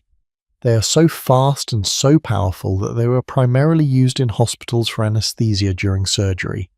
You would not take these at home, they were controlled too tightly for that. Second, you have short-acting and intermediate-acting barbiturates. This is the category that includes Nembutal and Seconal and Amital. These are the ones that killed Marilyn Monroe and Judy Garland. These drugs take effect within 15 to 40 minutes after you swallow them, and they last for about 6 hours. They were prescribed for insomnia, for helping people fall asleep and stay asleep through the night. Third, you have long-acting barbiturates like phenobarbital, which is sold under the brand name Luminal. These take about an hour to kick in, but they last up to 12 hours.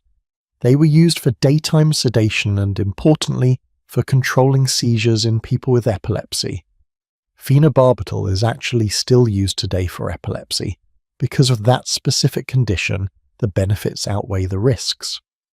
Now here is the first major problem with all of these drugs. The therapeutic window is terrifyingly narrow.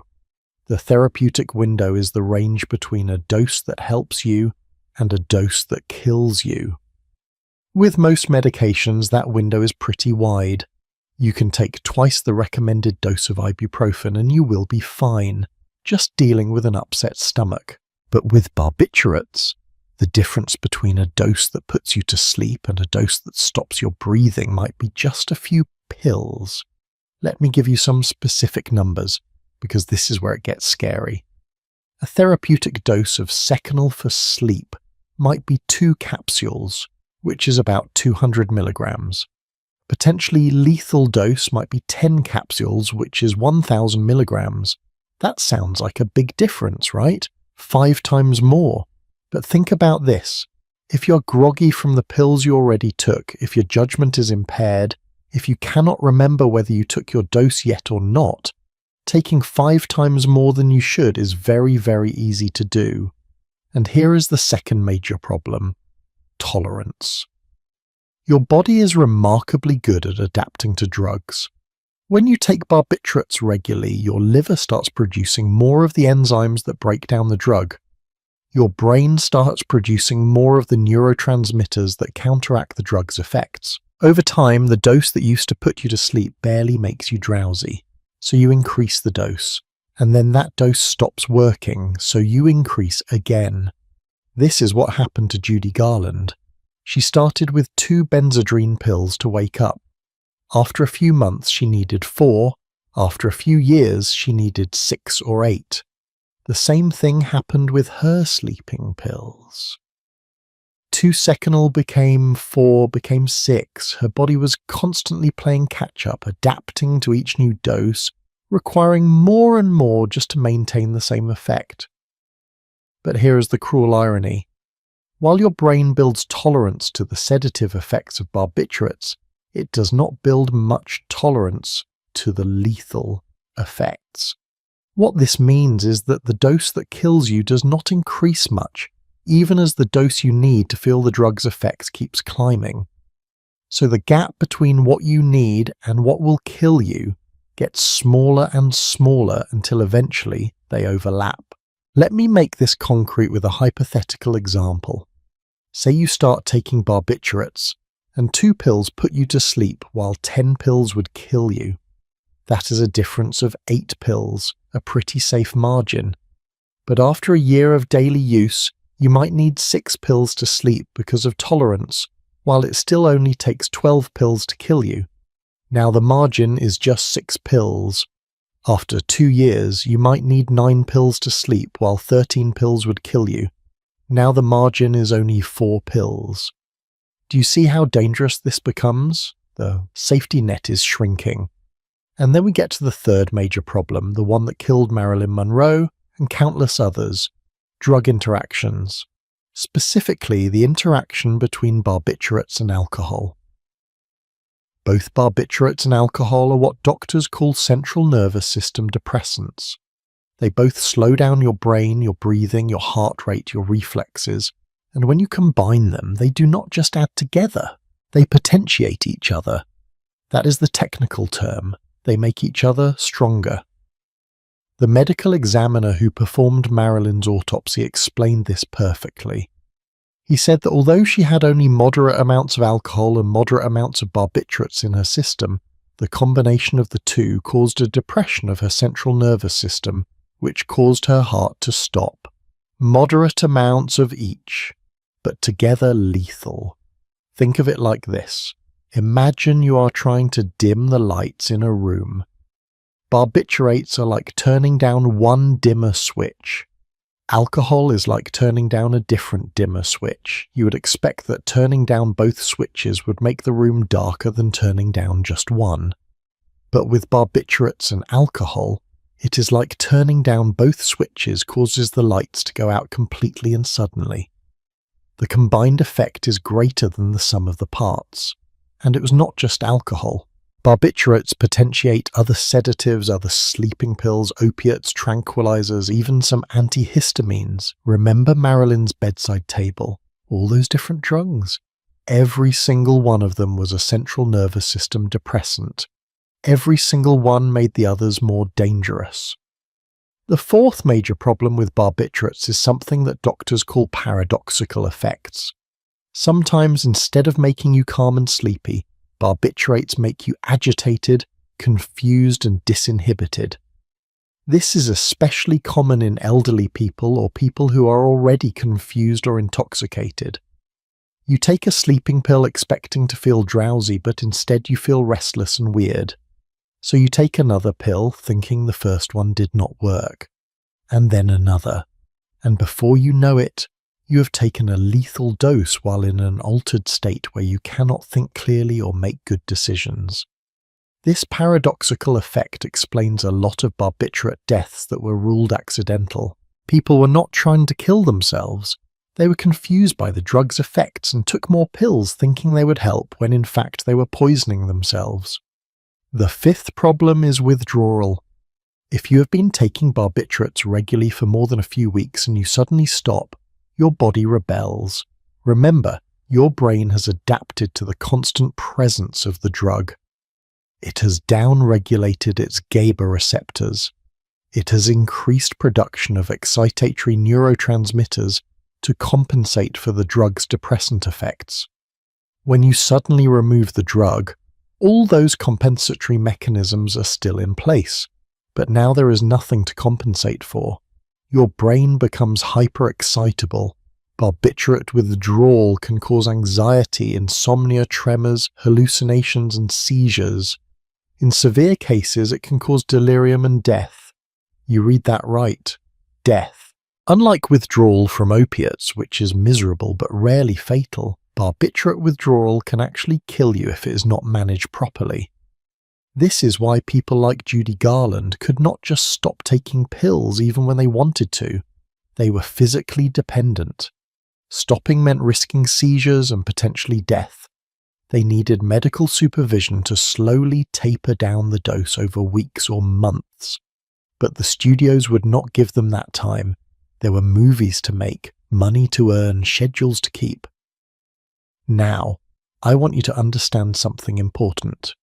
The doctors who prescribed these drugs knew most of this information.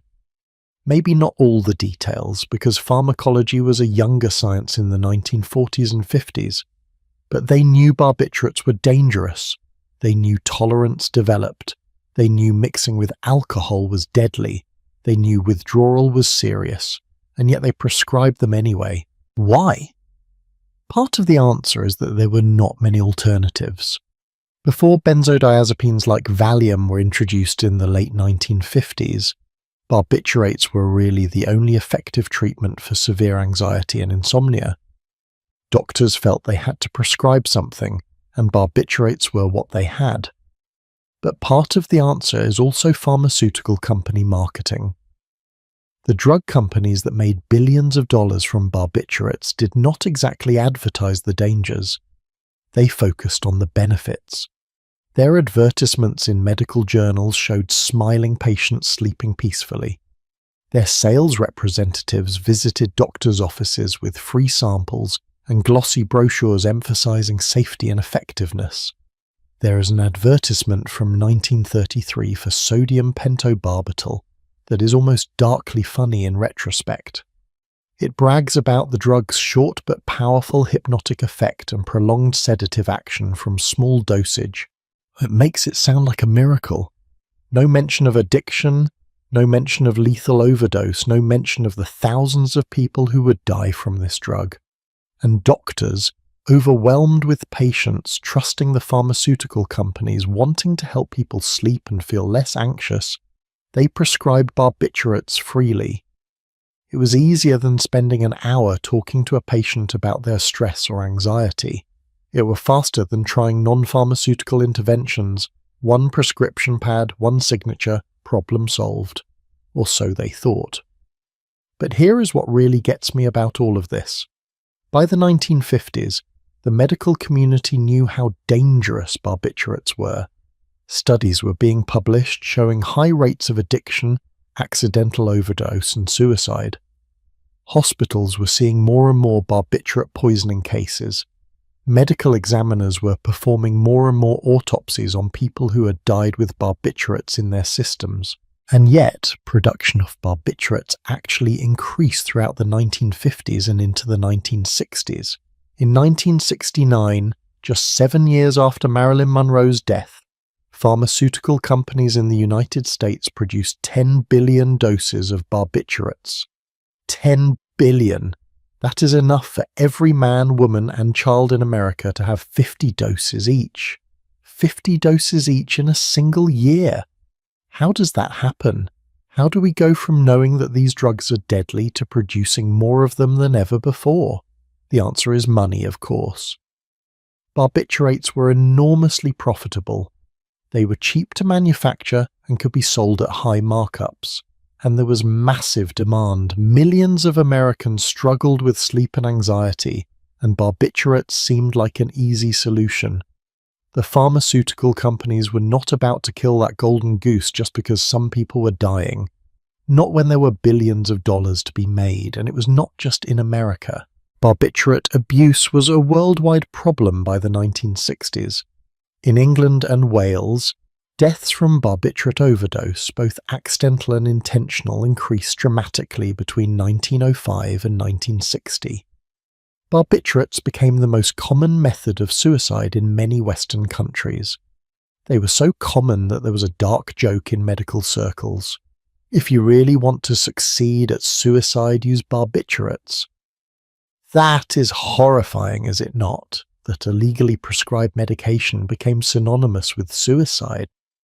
But that is what happened. And still, the pills kept flowing from factories to pharmacies to medicine cabinets to morgues. I want to read you something that a medical examiner said in the early 1960s. This is after Marilyn Monroe's death, after countless other deaths, when the crisis was impossible to ignore.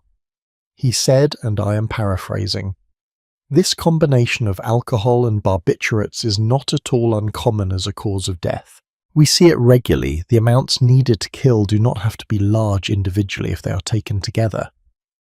Not at all uncommon. We see it regularly. Listen to how matter-of-fact that is. Like he's describing the weather. Oh yes, barbiturate and alcohol overdoses. We get those all the time. As casual as commenting on the traffic. That is what normalization looks like. That is what happens when a crisis goes on long enough that people stop being shocked by it. It just becomes part of the background, part of the cost of doing business, part of life in modern America. And the people dying?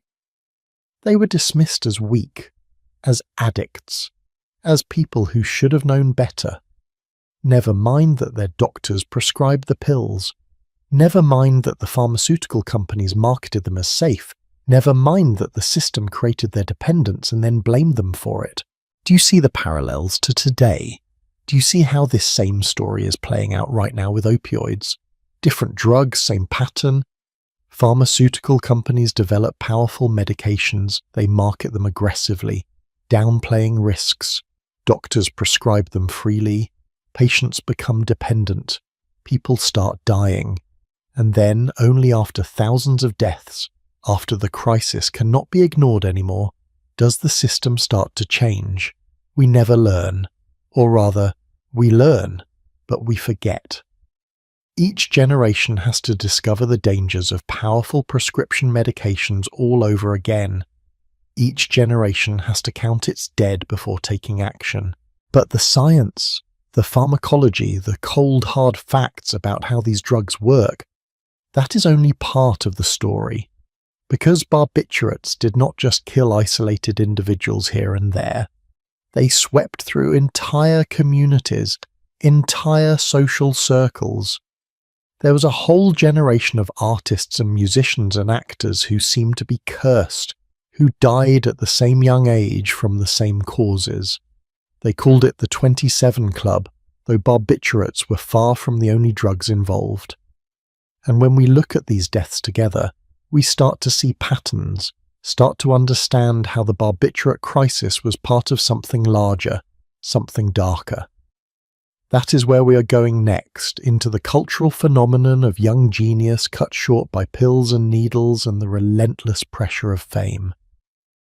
There is something deeply unsettling about coincidence when it happens too many times to actually be coincidence. When one musician dies at 27, it is a tragedy.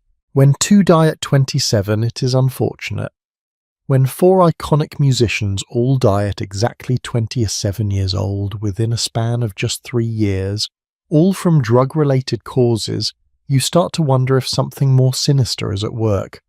Not a conspiracy, mind you, but a pattern, a system, a culture that consumes its brightest stars at a predictable age. They call it the 27 Club, though that name would not emerge until decades later. But in the early 1970s, if you were paying attention, if you were watching the music industry and Hollywood with clear eyes, you would have noticed that something was very wrong. Young artists were dying at an alarming rate, and barbiturates were involved in far too many of those deaths. Let me introduce you to some people you may have heard of and some you may not have, because this crisis did not discriminate. It took the famous and the obscure alike. It took rock stars and gospel preachers. It took actors and artists and anyone who found themselves caught in the intersection of fame, pressure, and easy access to prescription pills. September 18th, 1970. London. The Samarkand Hotel. A young American guitarist named Jimi Hendrix is found unresponsive in his girlfriend's apartment. He is 27 years old. The autopsy reveals that he died from asphyxiation while intoxicated on barbiturates. Specifically, he had inhaled his own vomit while unconscious from sleeping pills. Now, Jimi Hendrix is not primarily remembered as a victim of the barbiturate crisis. His drug of choice was usually something else entirely. But on that particular night, unable to sleep, he took 9 Vesparax tablets. Vesparax was a powerful German sleeping pill that combined 3 different sedatives. The recommended dose was 1 tablet. Jimmy took 9. His girlfriend later testified that she woke up and found him breathing but unresponsive. By the time the ambulance arrived, Jimmy was dead. 27 years old, one of the greatest guitarists who ever lived. Silenced by some sleeping pills he probably thought were harmless because a doctor had prescribed them. Just 17 days later, October 4th, 1970, Los Angeles, the landmark Motor Hotel. Janis Joplin, the raw, powerful voice of a generation, is found dead in her room. She is also 27 years old.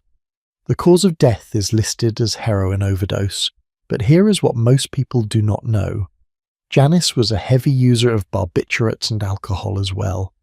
Southern Comfort whiskey and pills were her constant companions.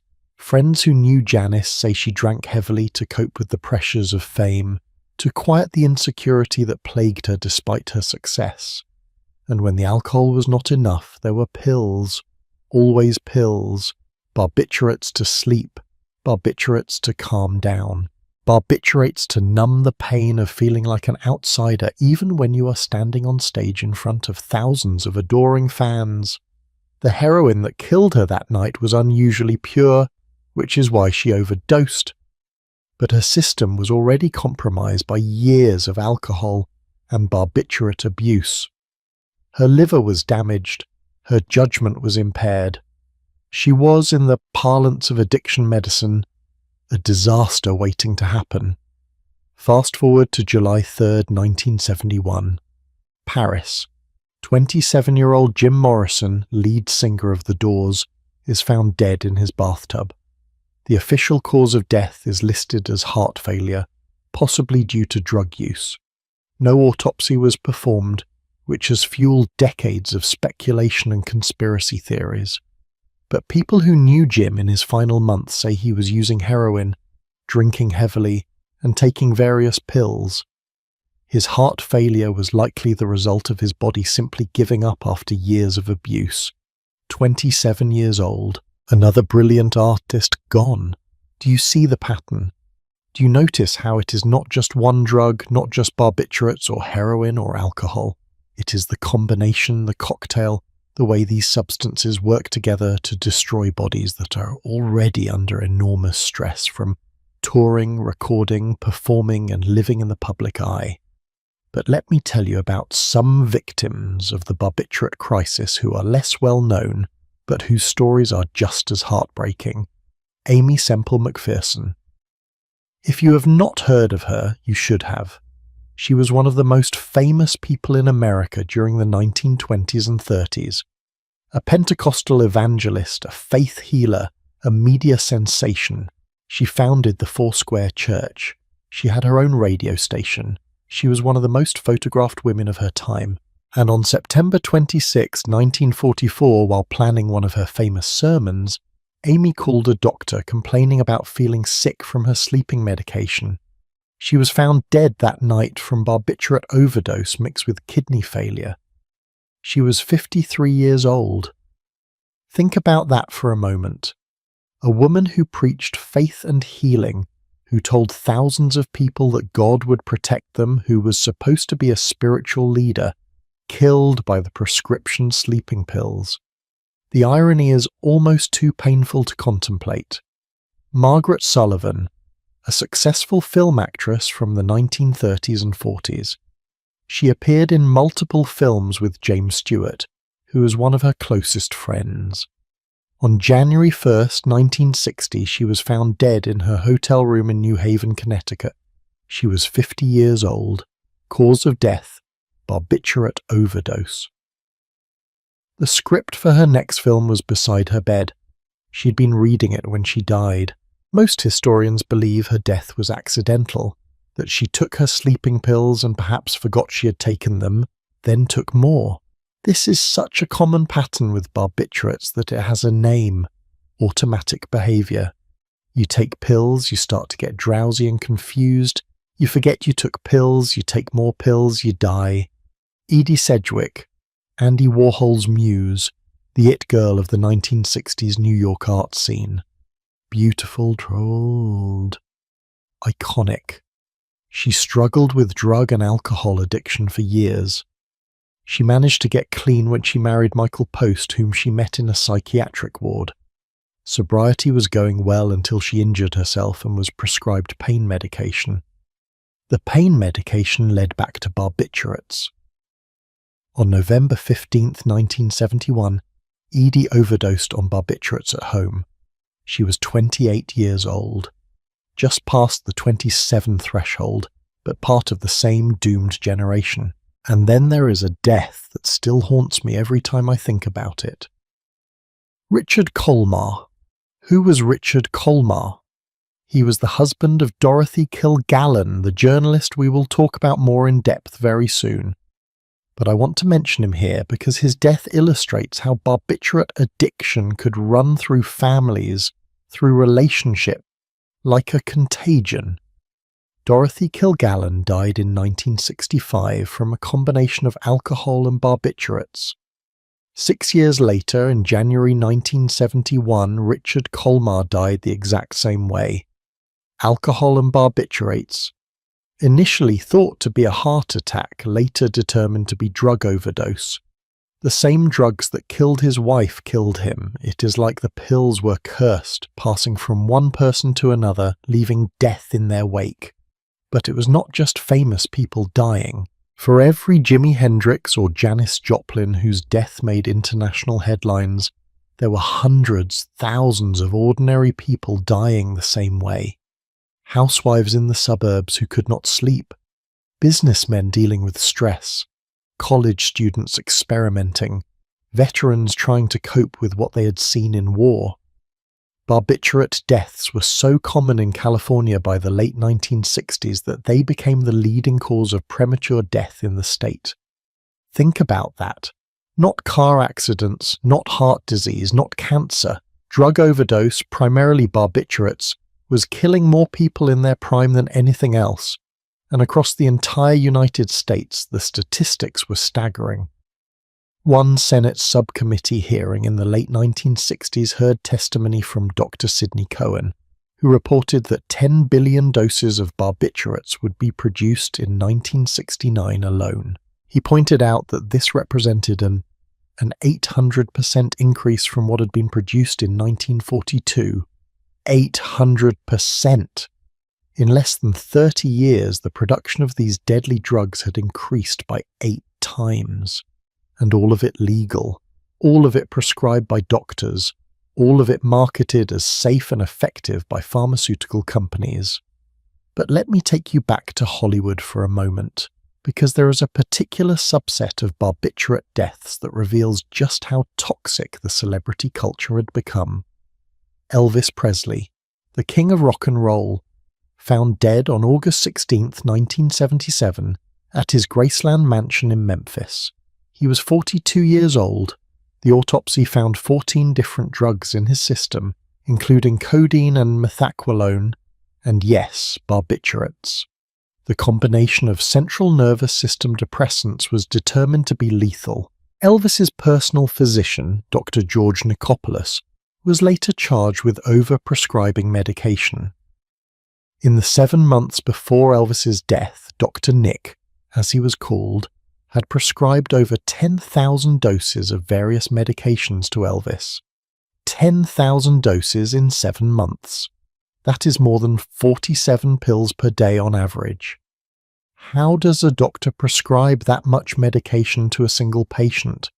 How does he watch his patient deteriorating, watch him gaining weight and losing coherence and clearly suffering from addiction, and continue writing prescriptions?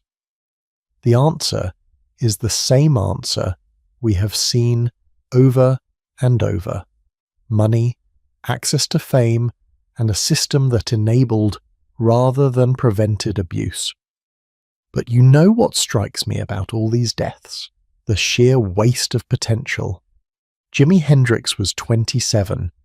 Imagine the music he would have made in the decades after 1970. Imagine the evolution of his artistry, the maturity that would have come with age gone. Janis Joplin was 27. Think about the album she never recorded, the song she never sang, the influence she never had on younger generations of female rock singers. Gone. Jim Morrison was 27. The Doors had released 6 albums in just 4 years. They were still evolving, still experimenting. Who knows what directions Jim's poetry and music would have taken if he had lived? Gone. And Elvis. Elvis at 42 was a shadow of what he had been at 25, but he was still Elvis. He could have had another 30 or 40 years of performing, recording, influencing music. He could have been an elder statesman of rock and roll, a mentor to younger artists. Instead, he died alone on a bathroom floor, his body ravaged by prescription drugs that doctors kept giving him because he was Elvis Presley. This is what the barbiturate crisis stole from us. Not just lives, but potential. Not just individuals, but the art they would have created, the influence they would have had, the joy they would have brought to millions of people. And here is what makes me angriest about all of this. These deaths were preventable, every single one of them. If the pharmaceutical companies had been honest about the dangers, if the doctors had been more careful about prescribing, if there had been better oversight, better regulation, better addiction treatment options, if society had not stigmatized addiction so much that people were ashamed to ask for help. If. But there were no ifs. There was only the reality. A generation of artists dying young, their bodies filled with legally prescribed medications that their doctors assured them were safe. Now, I want to talk about something that does not get discussed enough when we talk about the 27 Club and the barbiturate crisis, the psychological component. Why were artists and performers particularly vulnerable to these drugs? Part of it is access. When you are famous, doctors are eager to treat you. You can get prescriptions easily.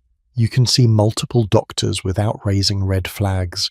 You have money to buy whatever drugs you want or need. But that is not the whole story.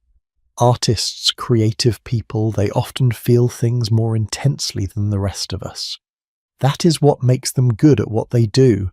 They channel emotion into art, pain into poetry, anguish into music. But that intensity is exhausting. It is like living with all your nerve endings exposed. Everything hurts more. Everything matters more. The highs are higher, but the lows are lower. And when you add fame to that mix, when you add the pressure of constantly performing, constantly being watched, constantly having to live up to an image, it becomes almost unbearable. You are not allowed to have a bad day. You're not allowed to be tired or sad or anxious in public. You have to be on all the time. You have to be the person that everyone expects you to be. Is it any wonder that so many artists turn to drugs to cope? Barbiturates to sleep after the adrenaline of performing, barbiturates to calm down when the anxiety of fame became overwhelming, barbiturates to numb the pain of living in a fishbowl where every mistake is photographed and every weakness is exploited. And once you start down that road, once you start using pills to regulate your emotions and your sleep and your energy, it is incredibly hard to stop. Because the pills work, at least at first. They really do make you feel better. They really do help you sleep. They really do take the edge off the anxiety, until they do not. Until you need more and more just to feel normal, until you cannot imagine life without them. This is the insidious nature of prescription drug addiction. It does not announce itself.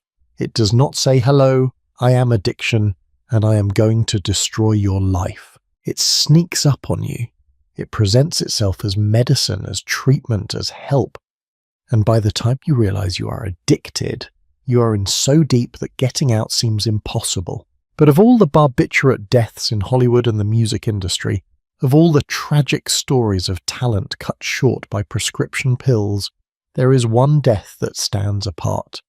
One death that is shrouded in mystery, surrounded by conspiracy theories and still debated more than 50 years later. It is the death of a woman who was not an actress or a singer. She was a journalist, a television personality, one of the most powerful media figures of her time. And when she died under suspicious circumstances just days after vowing to crack open the biggest story of her career, the barbiturates that killed her raised more questions than they answered. Her name was Dorothy Kilgallen, and her story is next. Sometimes the most suspicious deaths are the ones that look the most ordinary. A middle-aged woman found in her bedroom, apparently dead from a combination of alcohol and sleeping pills. In 1965, this was hardly news. It happened every day across America. Just another barbiturate overdose, just another statistic in a growing epidemic. The medical examiner would file his report, the family would hold a funeral, and life would go on. Except when the woman in question is Dorothy Kilgallen, one of the most powerful journalists in America, and she dies just days after telling friends she's about to break the biggest story of her career wide open. Then suddenly, an ordinary barbiturate death becomes something much more interesting and much more disturbing. Let me take you back to November 8th, 1965, a Monday morning in New York City. Dorothy Kilgallen's hairdresser, Mark Sinclair, arrives at her townhouse on East 68th Street to style her hair for the day. He has a key. He has been Dorothy's hairdresser for years, and this is their routine. He always does her hair on the third floor near her large wardrobe closet. But when Mark enters the third-floor bedroom that morning, something is very wrong. Dorothy is sitting upright in the bed, fully dressed in a blouse and slacks and a fancy robe. She is wearing full makeup, false eyelashes, and her hairpiece. There is a book lying face down on the bed beside her, and a glass with some residue in it on the nightstand, and Dorothy is dead. Now, before we get into the mystery and the conspiracy theories, let me tell you who Dorothy Kilgallen was, because her story is remarkable even without the mysterious death. Born in Chicago in 1913, Dorothy was journalism royalty. Her father, James Lawrence Kilgallen, was a famous reporter for the Hearst newspaper empire. Dorothy literally grew up in newsrooms.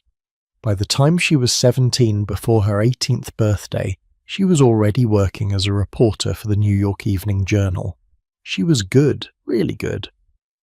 In 1936, when she was just 23 years old, Dorothy participated in a race around the world against two male reporters. She travelled by commercial airlines and ships, filing stories from every stop. She did not win the race, but she became famous for trying. People loved her wit, her intelligence, her refusal to be limited by gender expectations in a male-dominated field.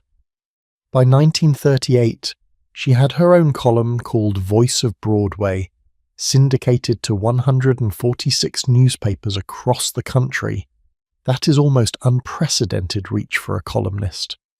She wrote about show business, gossip, politics, organized crime. She broke major stories. She was nominated for a Pulitzer Prize, and in 1950 she became a regular panelist on the television game show What's My Line, which made her a household name. Dorothy Kilgallen was not just famous, she was powerful. When she wrote something in her column, people paid attention. Politicians read it. Celebrities feared it. She had sources everywhere, from Broadway to Washington to the mob. She was known as a relentless reporter who would chase a story until she got it, no matter how long it took or who tried to stop her. And in 1963, Dorothy Kilgallen found the story that would consume the last 2 years of her life: the assassination of President John F. Kennedy. When Lee Harvey Oswald was killed on live television by nightclub owner Jack Ruby on November 24, 1963, just 2 days after Kennedy's assassination, most reporters accepted the official story. Oswald acted alone. Ruby killed him out of grief and anger. Case closed. But Dorothy did not buy it. She thought the Warren Commission's conclusions were, and this is her word, laughable. Dorothy spent 18 months investigating the Kennedy assassination. She travelled to Dallas, she interviewed witnesses, she cultivated sources, and in March 1965 she did something no other reporter had managed to do. She got a private interview with Jack Ruby during his murder trial. The circumstances of this interview are fascinating. Dorothy was friends with Ruby's defense attorney, Joe Tonnahill. She asked him to arrange a meeting. Tonnahill spoke with the judge, who agreed. But there was a problem. The jail visiting room was bugged. The judge's chambers might be bugged too. So they chose a small office off the courtroom behind the judge's bench. They asked Ruby's guards to wait outside. For 8 minutes, Dorothy Kilgallen sat alone with Jack Ruby. Nobody knows exactly what he told her, because Dorothy never wrote the full story, but she did write a column about the meeting. She described Ruby's eyes as shiny brown and white, bright as the glass eyes of a doll. She said he tried to smile, but his smile was a failure. She noted that when they shook hands, his hand trembled in hers ever so slightly, like the heartbeat of a bird. And then she wrote something that sent chills through anyone paying attention. She wrote, "The point to be remembered in this historic case is that the whole truth has not been told. Neither the state of Texas nor the defense put on all of its evidence before the jury. Perhaps it was not necessary, but it would have been desirable from the viewpoint of all the American people. The whole truth has not been told. Dorothy Kilgallen knew something. or at least she believed she knew something, and she was determined to find out more. In the months after Ruby's trial, Dorothy continued investigating. Friends reported that she was excited, energized, convinced she was close to a breakthrough. She told multiple people that she was going to crack this case wide open. One friend remembered her saying, "In 5 more days I'm going to bust this case wide open." 5 more days. That was less than a week before her death. Now here is where the story gets complicated, where the ordinary barbiturate overdose starts to look less ordinary. November 7th, 1965, a Sunday night. Dorothy does her usual appearance on What's My Line. The show is broadcast live from New York. If you watch the footage, which still exists, you can see that Dorothy is not quite herself. Her speech is slightly slurred at times. She seems tired, but she plays the game. She makes her witty comments. She does her job. After the show, Dorothy has a drink with a friend. Then she goes to the Regency Hotel and sits alone in the cocktail lounge. The bartender later says he served her, but he is the last person who admits to seeing her alive that evening. Sometime that night, Dorothy returns to her townhouse on East 68th Street, and this is where the details start to not add up. When Mark Sinclair finds Dorothy dead the next morning, she is in the 3rd floor bedroom, but Dorothy never slept on the 3rd floor. She always slept on the 5th floor, in the master bedroom. Always. Her friends all confirm this. The 3rd floor bedroom was a guest room. In fact, it was the room where Dorothy had once caught her husband, Richard Colmar, in bed with another woman. She hated that room. She never used it. But there she is, dead in a bed she never slept in. She is wearing a blouse, slacks, and a fancy robe. But Dorothy never went to bed in clothes like that. She wore pajamas, always pajamas, never a robe, never slacks. She is wearing full makeup, false eyelashes, and her hairpiece. But Dorothy was meticulous about removing her makeup before bed. She would never ever sleep in false eyelashes. Anyone who knew her confirms this. There is a book lying beside her, a book about President Kennedy. But friends later said Dorothy had already finished reading that book days before. Why would she be reading it again? Her reading glasses are nowhere to be found. Dorothy needed glasses to read. She could not read without them. But they're not on the nightstand, not on the bed, not anywhere in the room. Do you see what I am getting at? This does not look like someone who went to bed naturally and died in her sleep. This looks like a scene that was staged to look like she went to bed and died in her sleep. The autopsy report adds more questions than it answers. Dr. James Luke, the medical examiner, determines that Dorothy died from acute ethanol and barbiturate intoxication, circumstances undetermined. Circumstances undetermined. That phrase is crucial. It means the medical examiner could not determine whether this was an accident, suicide, or something else. Dr. Luke said in his report that Dorothy had only moderate amounts of alcohol and moderate amounts of barbiturates in her system individually.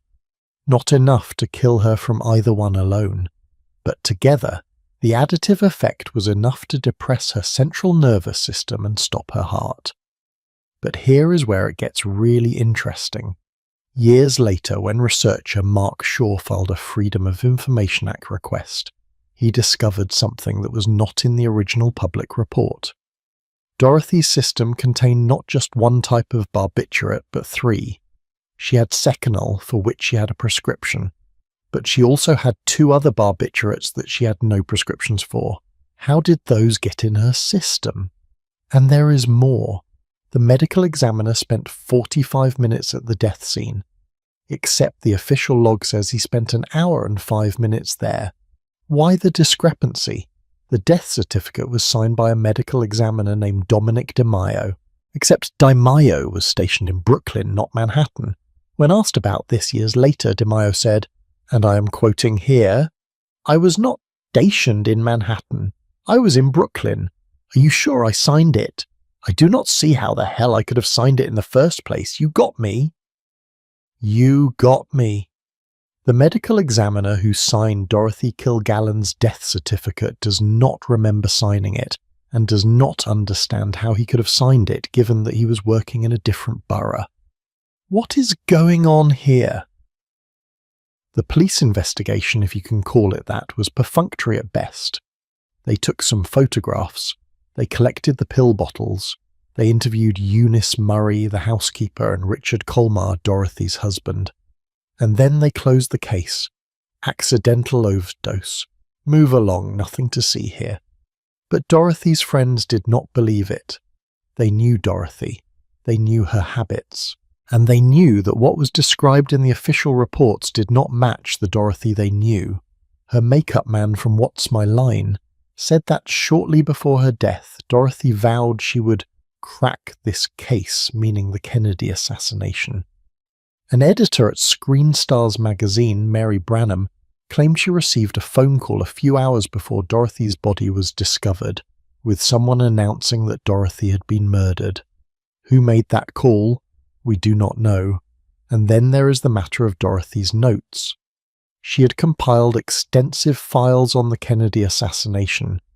She had notes from her interview with Jack Ruby.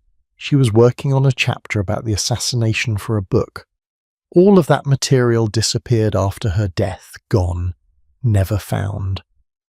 Dorothy had given a draft of her chapter to her close friend Florence Smith for safekeeping. 2 days after Dorothy's death, Florence Smith died too. The cause of death was listed as unknown. Chapter was never found. The 2 women, both closely connected to Dorothy's Kennedy investigation, both dead within 2 days of each other. One from barbiturates and alcohol, circumstances undetermined. One from unknown causes. Now, I want to be very careful here. I'm not saying Dorothy Kilgallen was murdered. I'm not going to spin elaborate conspiracy theories about the mob or the government or anyone else. What I am saying is that her death is suspicious. The circumstances do not add up. The official investigation was inadequate, and the questions that remain have never been satisfactorily answered. What I am certain about is this. Dorothy Kilgallen died from a combination of alcohol and barbiturates. That part is not in dispute. The autopsy confirmed it. The question is how those substances got into her system in fatal amounts, and whether it was accidental, intentional, or something else entirely. Let me tell you what we know about Dorothy's relationship with barbiturates and alcohol. Like many people in her social circle, like many high-functioning professionals dealing with the pressure of deadlines and public appearances, Dorothy used sleeping pills. She had a prescription for Seconal. She would typically take 2 capsules at night to help her sleep. But the amount of secobarbital, the active ingredient in Seconal, found in her bloodstream suggested she had taken 15 to 20 capsules. 15 to 20! That is 7 to 10 times her normal dose. Could she have taken that many accidentally? In theory, yes. This is what happens with barbiturates. You take your dose, you start to get drowsy and confused, you forget you took your dose, you take more. This is the automatic behavior we talked about earlier. It is how a lot of barbiturate overdoses happen. But Dorothy was not suicidal, according to everyone who knew her. She was excited about her work. She had a major story she was pursuing. She was planning to travel to New Orleans in 5 days to continue her investigation. People who are planning trips 5 days in the future do not usually commit suicide. So if it was not suicide and it was not a simple accident, what was it? Some people believe Dorothy was drugged, that someone gave her barbiturates without her knowledge, possibly dissolved in a drink. The powder residue found in the glass by her bed could support this theory. Barbiturate capsules can be opened and the powder inside can be dissolved in liquid. Others believe she was given the pills by someone she trusted, someone who convinced her they would help her sleep, not knowing or not caring that she had already taken her own medication. Still others believe it was exactly what it appeared to be: a tragic accident, a case of a woman taking her sleeping pills and then, in a confused state, taking more and more until she accidentally killed herself. We will probably never know the truth. Too much time has passed. Too many people who could have answered questions are now dead themselves.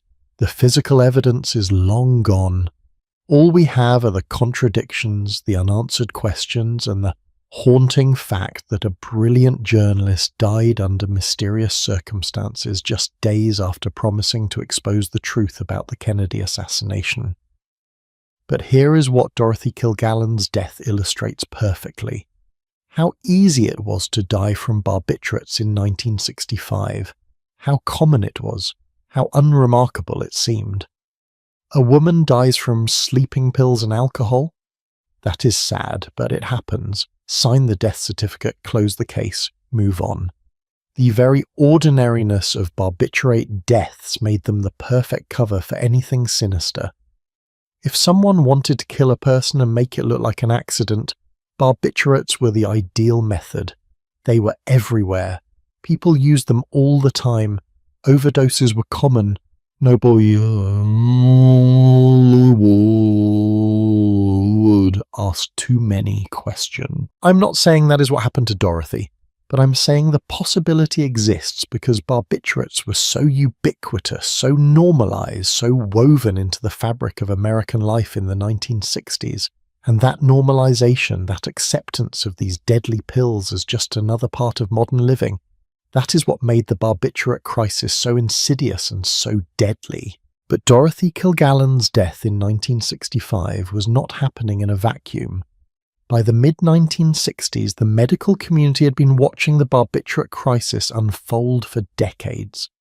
They had data, they had studies, they had morgues full of bodies, and yet production of barbiturates kept increasing, prescriptions kept flowing, and people kept dying. Why? Why did it take so long for anyone to do anything about a problem that was so obvious? That is the question we need to answer next, because the story of how America finally woke up to the barbiturate crisis is a lesson in how slow we are to act even when the evidence of harm is overwhelming. History has a cruel sense of irony. The first warning about barbiturate addiction came in 1912, just 8 years after the drugs hit the market. 1912! That means doctors knew these drugs were dangerous for more than 50 years before Marilyn Monroe died. 50 years of warnings, 50 years of evidence, 50 years of bodies piling up in morgues. And what did the medical establishment do with that information? What did the pharmaceutical companies do? What did the government regulators do? Almost nothing. And that is the part of this story that should make your blood boil. Let me take you to Germany in 1912. The country where barbiturates were invented is also the country where the first alarm bells started ringing. German physicians began reporting patients who had become dependent on Veronal and barbital.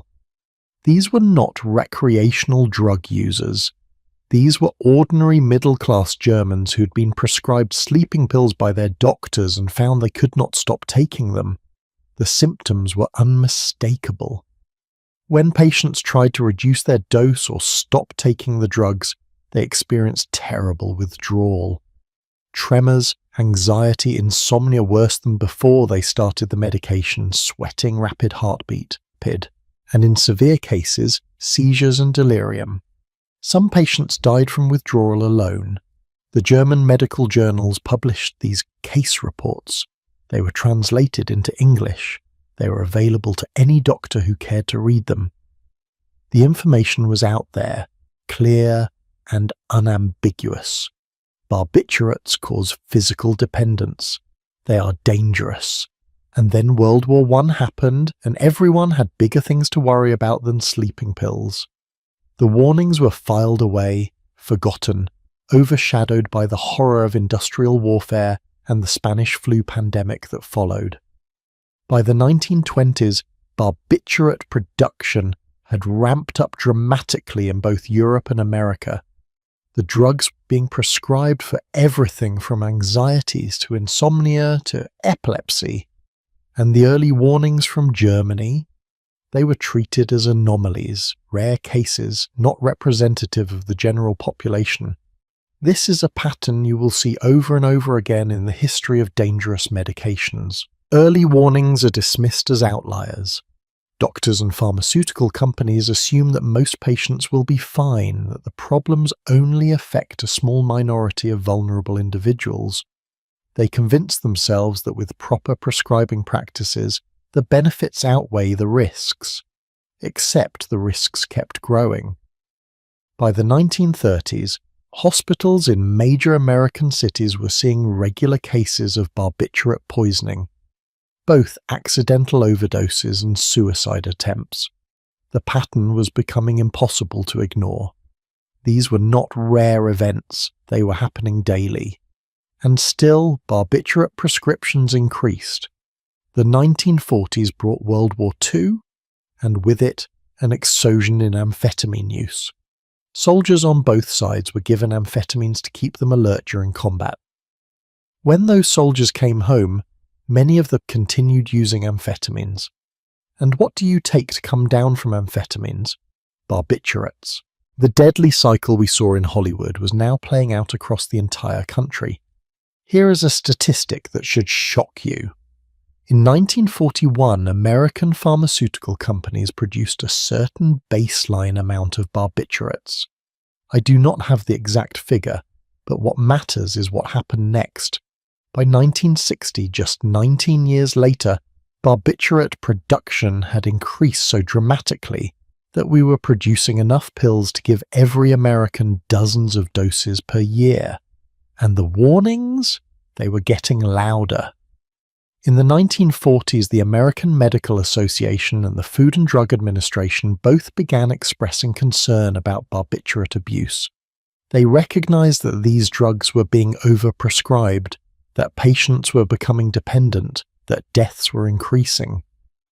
The FDA used the regulatory powers it had been given by the 1938 Food, Drug and Cosmetic Act to require prescriptions for barbiturates. You could no longer walk into a pharmacy and buy them over the counter. That should have helped, right? Requiring a prescription means medical oversight, means doctors monitoring their patients, means controlled access, except it did not work, because doctors kept prescribing, and prescribing and prescribing. Why? Let me tell you about the pharmaceutical industry's marketing practices in the mid-20th century, because they were shockingly effective and deeply unethical. Pharmaceutical sales representatives, called detail men, would visit doctors' offices regularly. They would bring free samples. They would bring glossy brochures with cherry-picked research showing how safe and effective their barbiturates were. They would take doctors out to expensive lunches and dinners. They would sponsor medical conferences at luxury resorts. And the message was always the same. Our barbiturate is better than the competition. It is safer. It is more effective. It has fewer side effects. Your patients need this medication. The advertisements in medical journals from this era are particularly egregious. One ad from the 1950s shows a peaceful sleeping woman with the headline, "For the rest she needs." Another shows a stressed businessman with the suggestion that barbiturates will help him cope with the pressures of modern life. Not one of these advertisements mentions addiction. Not one mentions the risk of overdose. Not one shows a corpse on a morgue table, which would have been the honest representation of what these drugs were doing. But the doctors?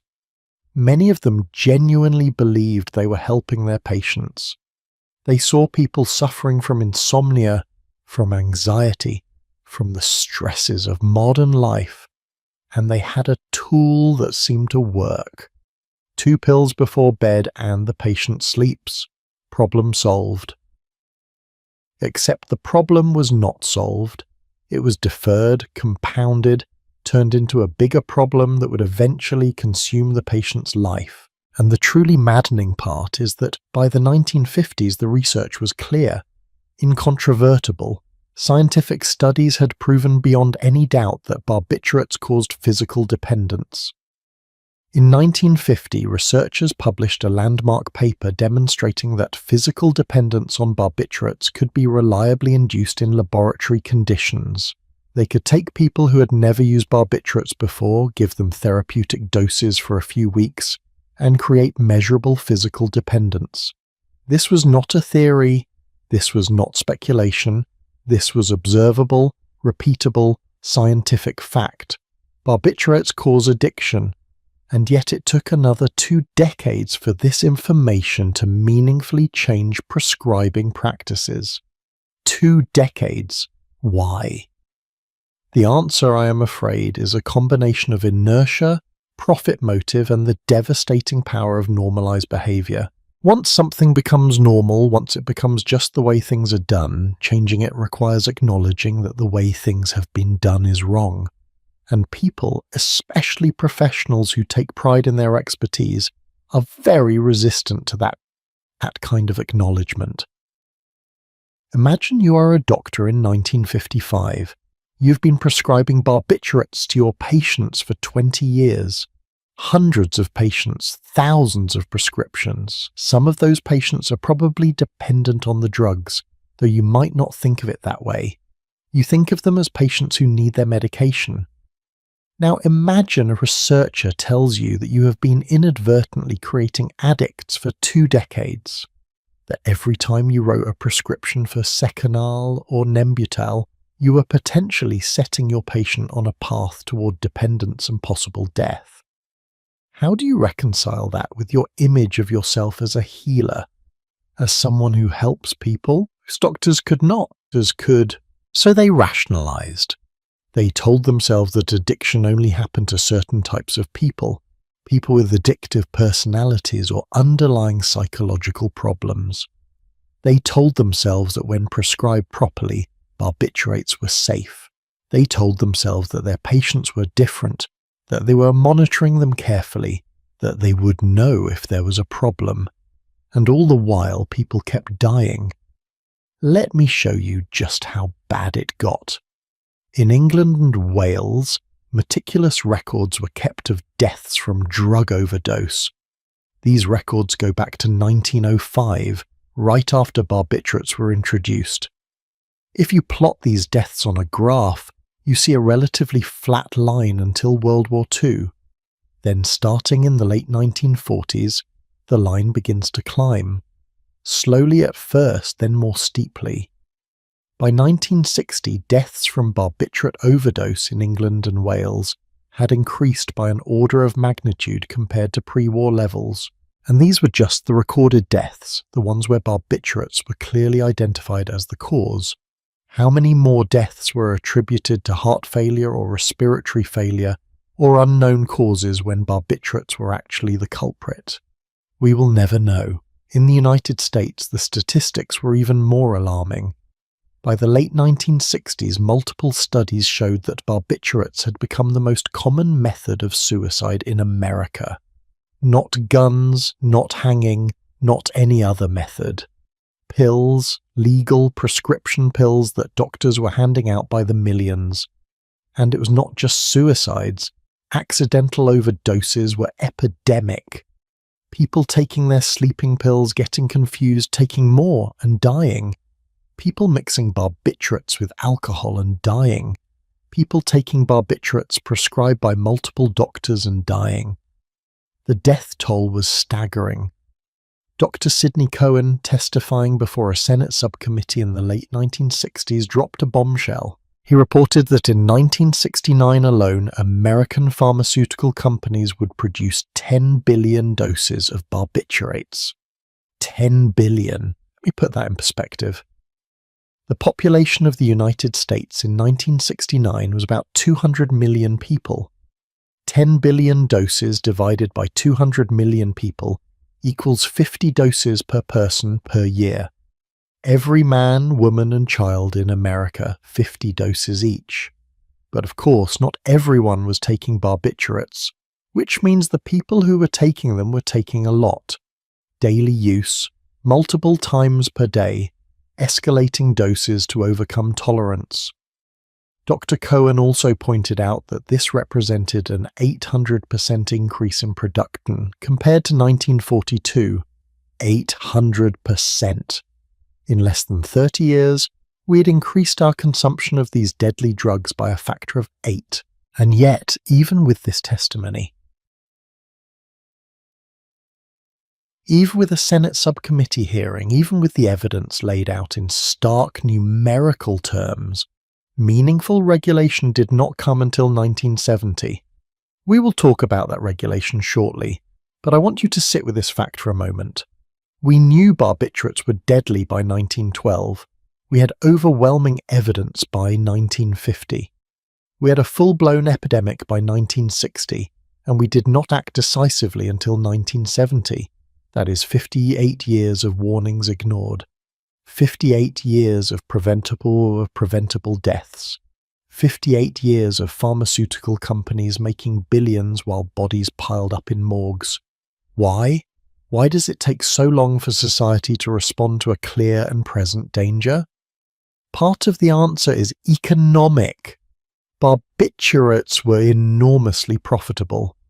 The pharmaceutical companies that made them employed thousands of people. They contributed millions to the economy. They donated to politicians. They advertised in medical journals, keeping those publications afloat financially. They sponsored medical research. They were woven into the fabric of American healthcare and American capitalism. Shutting down barbiturate production, or even significantly restricting it, would have economic consequences. Jobs would be lost, profits would evaporate.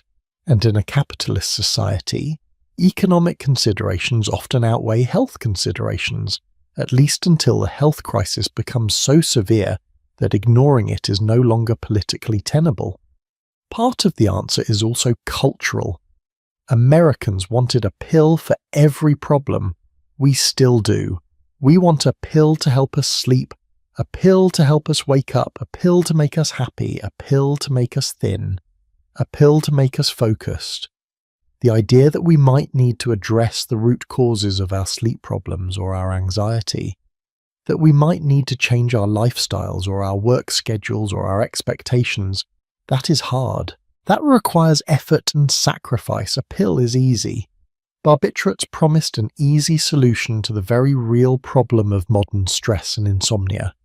And even when the evidence mounted that they were killing people, we did not want to give up that easy solution. We wanted to believe that the problem was not the pills themselves, but how people were using them. We wanted to believe that with proper education and proper prescribing we could have the benefits without the risks. We were wrong. But perhaps the biggest reason it took so long to address the barbiturate crisis is that the people dying were stigmatized. They were drug addicts, we told ourselves. They were weak. They made bad choices. They were not like us. This stigma prevented honest conversation about addiction. It prevented people who were struggling with dependence from seeking help, because admitting you were addicted to pills was shameful. It prevented families from talking openly about their loved ones who had died from overdoses. It let doctors and pharmaceutical companies off the hook, because if the problem was the patient's moral failing rather than the drug's inherent danger, then the drug could continue to be sold and prescribed. Even today, we see this same dynamic with the opioid crisis. The stigma around addiction prevents the kind of open, honest public health response that could save lives. We moralize instead of medicalize. We judge instead of help. But in the 1960s, there were some people who refused to stay silent, who refused to accept the status quo. Journalists like Dorothy Kilgallen, who we talked about earlier, were investigating and writing about the prescription drug problem. Medical researchers were publishing their findings in journals, presenting at conferences, writing letters to the editors of medical publications, and slowly, painfully slowly, the tide began to turn. One crucial development was the creation of poison control centers.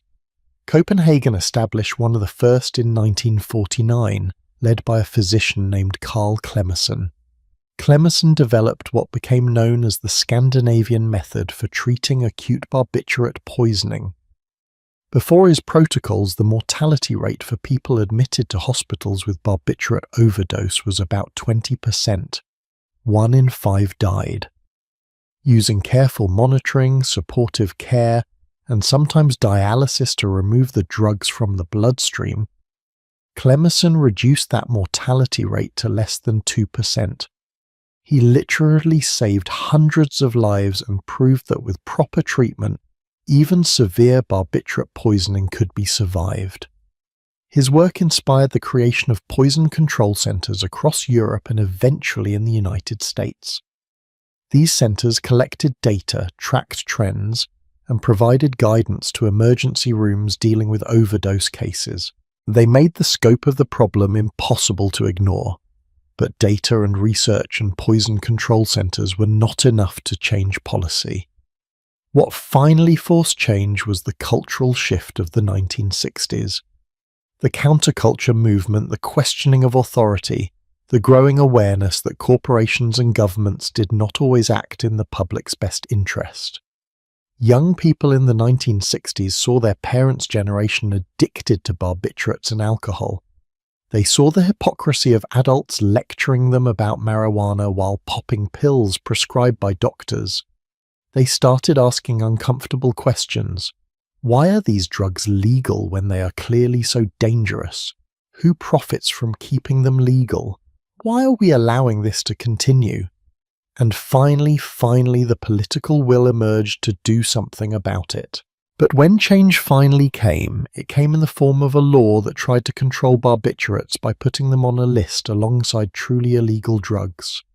And while this law did reduce barbiturate prescriptions, it also revealed something troubling. The pharmaceutical industry was already working on the next generation of sedatives, drugs they promised would be safer than barbiturates, drugs that would solve all the same problems without the risks. Drugs like Valium and Librium, the benzodiazepines that would create their own epidemic in the decades to come. That is where we are headed next, into the story of how America tried to regulate its way out of the barbiturate crisis and what happened when the pharmaceutical industry offered a new miracle cure. While barbiturates were destroying lives in Hollywood and across America, there was another chapter of this story unfolding that is even more disturbing. Because it is one thing when people take pills voluntarily, even if they do not fully understand the risks, but it is quite another thing when those pills are forced on people against their will, when they are used as tools of control, when they are weaponized by institutions that claim to be helping. Let me take you to Switzerland in 1920. A psychiatrist named Jakob Clazy stands before the Swiss Psychiatry Society and presents a revolutionary new treatment for mental illness. He calls it Dauerschlaf in German, which translates to continuous sleep or deep sleep therapy. The idea is both simple and radical. If you can put psychiatric patients into a prolonged state of deep sleep, their minds can rest and heal from whatever is troubling them. Clazy's method works like this. First, the patient is given an injection of morphine and scopolamine. These drugs make the patient drowsy and compliant. Then, over the next 6 to 7 days, the patient receives regular injections or infusions of somnifin, a powerful mixture of barbiturates manufactured by the Hoffmann La Roche pharmaceutical company. The patient sleeps deeply for days at a time. When they wake up, Clazy believes they will be cured, or at least improved. The constant chatter of disturbed thoughts silenced, the anxiety quieted, the mania subdued. It sounds almost poetic when described that way, does it not? A healing sleep, a rest cure, a chance for the troubled mind to recover in peaceful unconsciousness. Except that is not at all what happened. Clazy's sleep therapy gained tremendous prestige in psychiatric circles throughout the 1920s and 30s. It spread from Switzerland to Germany, to Austria to France, and eventually to the United States. Psychiatric hospitals across the Western world adopted variations of the technique. They called it progress. They called it modern medicine. They called it humane treatment compared to the alternatives like restraints and isolation. But here is what they did not tell you, or perhaps what they did not understand themselves. When you keep someone in a barbiturate-induced coma for days at a time, you are not giving them therapeutic rest. You are poisoning them. You're suppressing their brain activity to dangerous levels. You are risking respiratory failure, cardiac arrest, aspiration pneumonia. You are playing Russian roulette with their lives. And for what?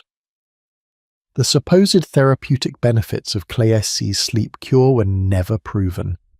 Some patients seemed to improve afterward, but that might have been because anything was better than being kept unconscious for a week. Some patients got worse, some patients died. But the psychiatric establishment loved sleep therapy because it gave them something to do.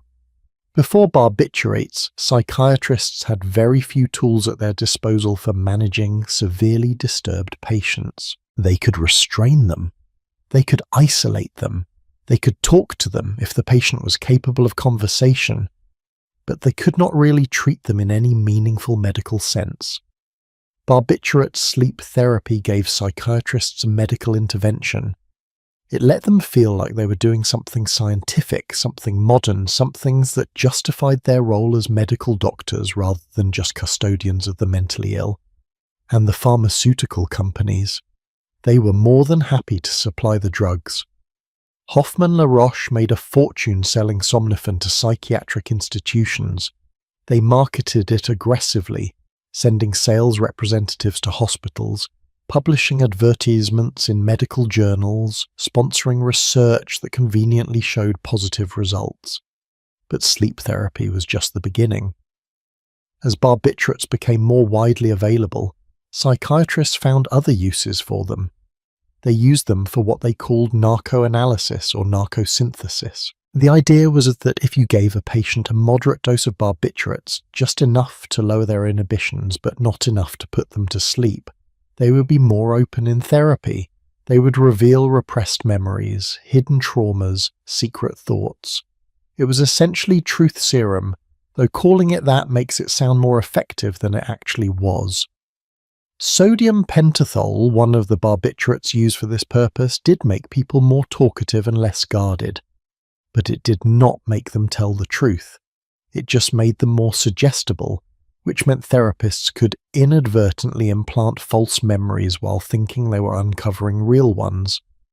This technique was used extensively during and after World War II to treat soldiers suffering from what we now call post-traumatic stress disorder, but was then called shell shock or combat fatigue. The military psychiatrists would give soldiers barbiturate injections, interview them about their combat experiences while they were in this drugged state, and then use that information to guide treatment.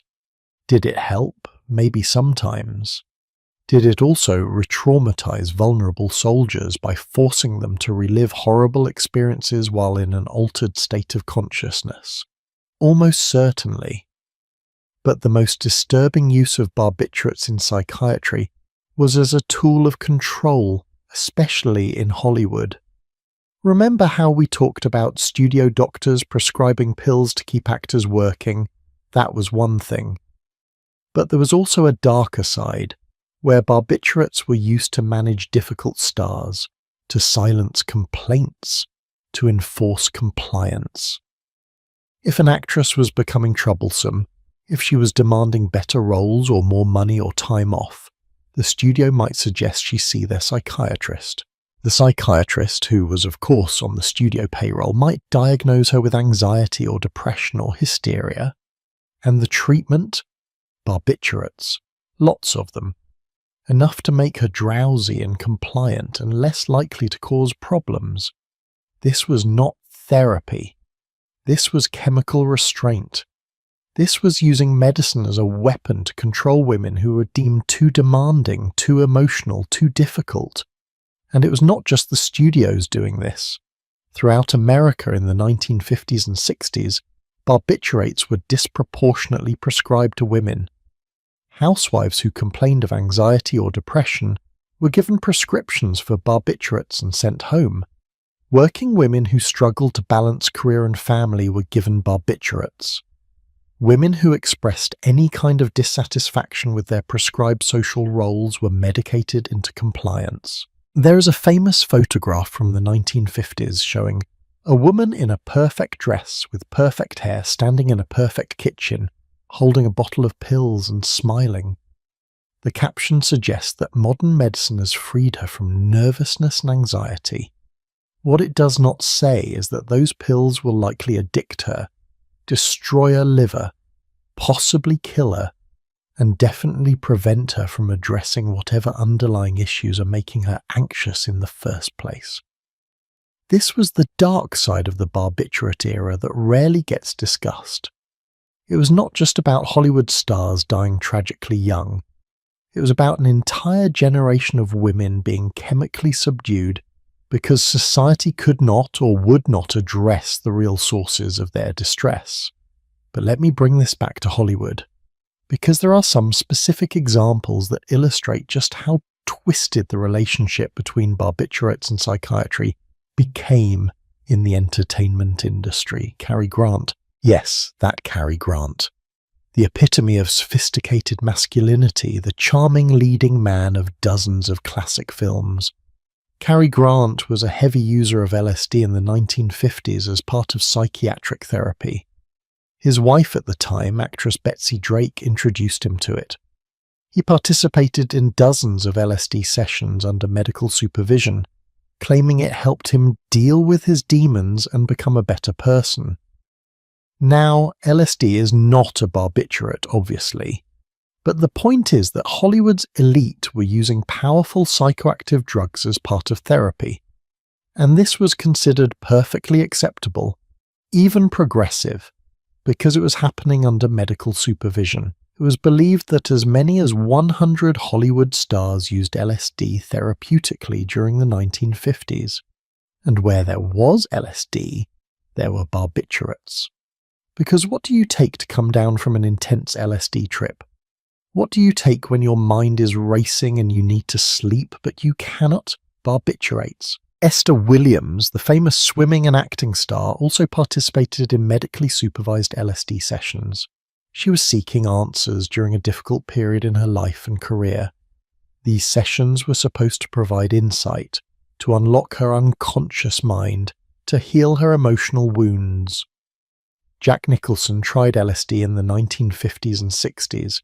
He later described it as beautiful and eye-opening. But he also talked about the need for barbiturates afterward, for grounding, for sleep, for coming back to reality. This culture of psychiatric drug use, sanctioned and even encouraged by medical professionals, created an environment where taking powerful medications was normalized. If your psychiatrist prescribes it, if it is part of therapy, if it is supposed to help you, then it cannot be drug abuse, right? Wrong. Because psychiatrists, like all doctors, are fallible. They can be influenced by pharmaceutical marketing. They can make mistakes. They can prioritize their own convenience or their employer's interests over their patient's well-being. And in the 1950s and 60s, many psychiatrists were doing exactly that.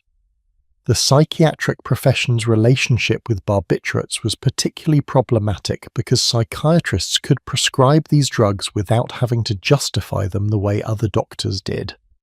If a general practitioner prescribed barbiturates for insomnia, there was at least a clear symptom being treated.